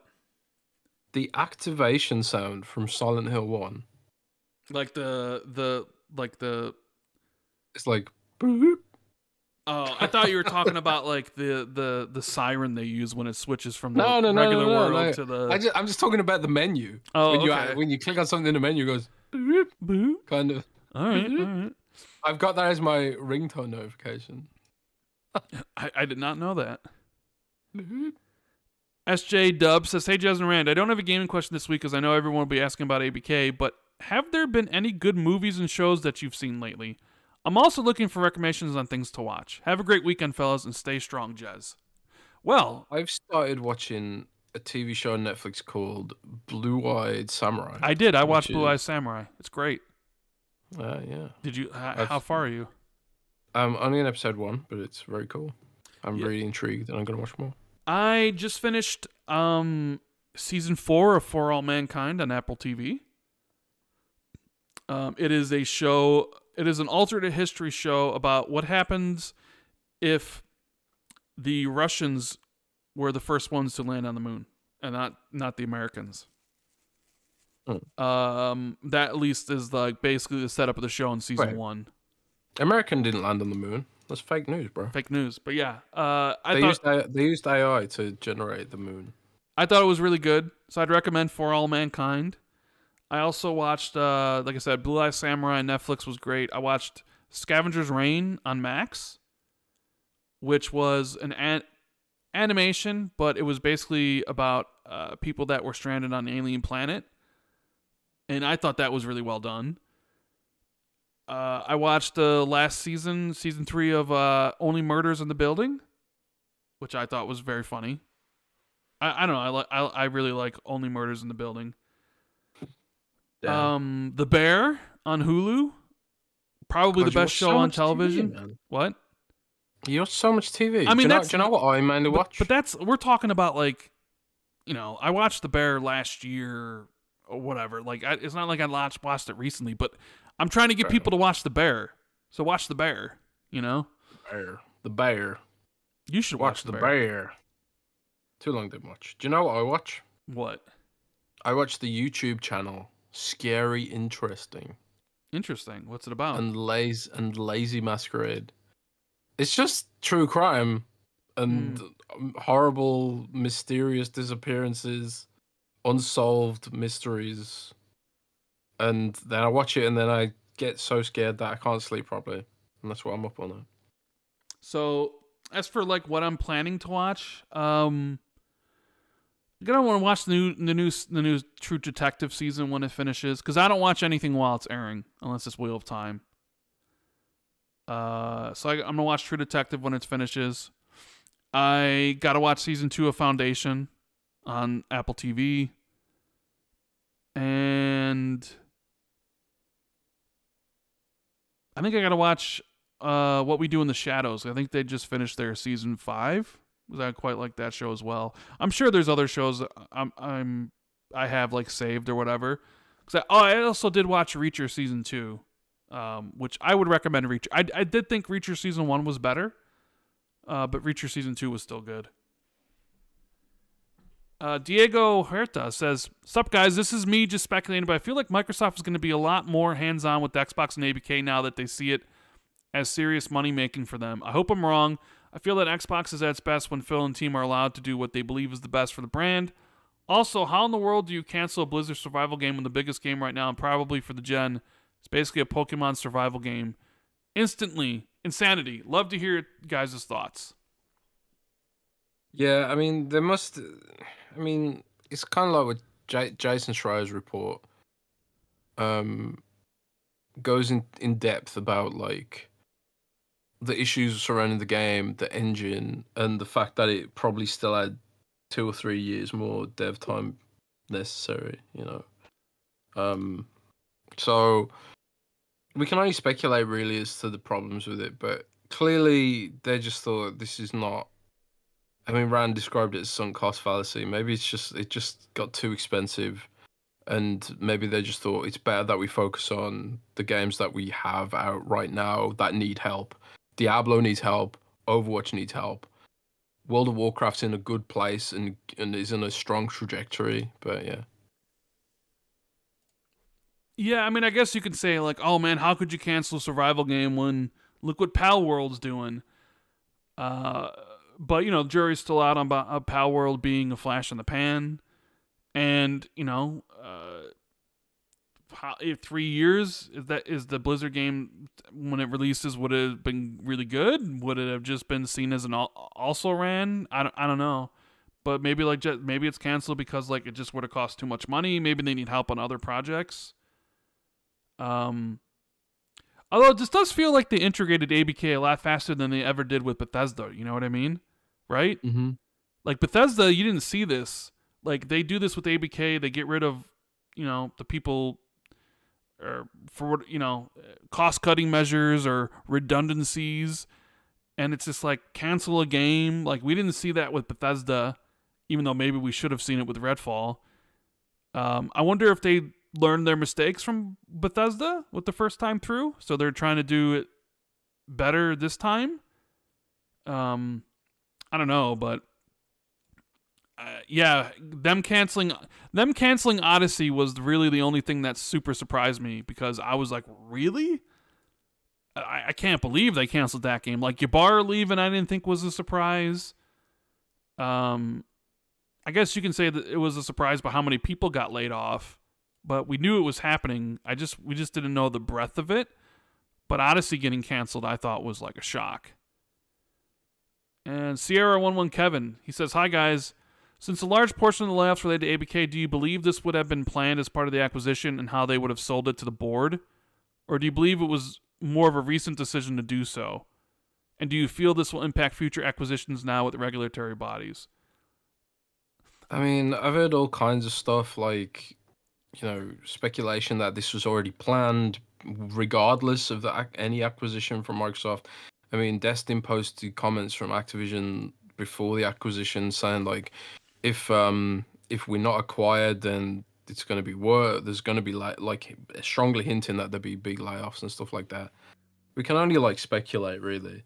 I mean, I do think it's strange that Phil went on stage at BlizzCon, did all those photo ops with the team, and shook Mike's hand, and then we've had this kind of whiplash effect where like Blizzard fans and also customers and then employees had this optimism, and Microsoft knew they had this optimism, and then this happened.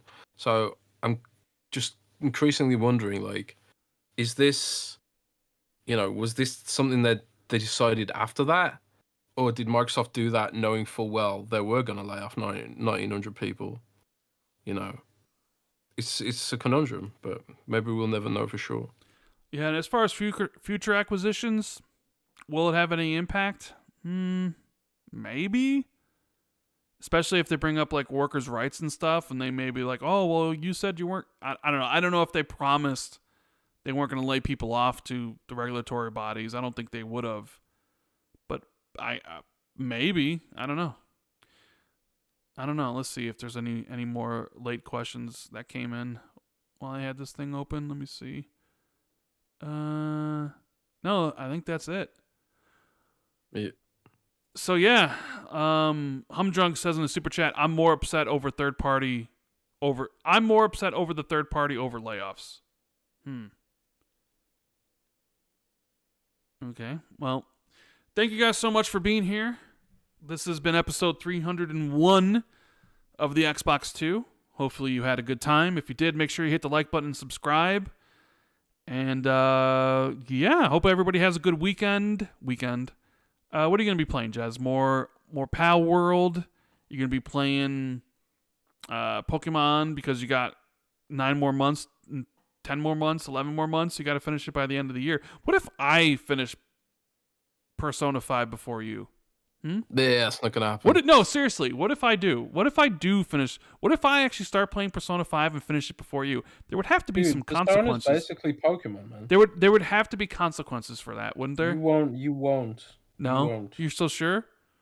I'm 100% sure you will not finish Okay. Persona before me, or even play it. Okay, fair enough. Because it's Pokemon with demons, bro. That sounds cool. What about Persona 3? Pokemon with demons, bro. As well. All right. Well, anyways, guys, I hope you have a good rest of the weekend. And we'll be back on Friday, February 2nd, with another episode of the Xbox 2. Hopefully, Xbox has got good news next week. But until then, thank you guys for being here, and keep it gaming. Later. Yeah. Later, everybody.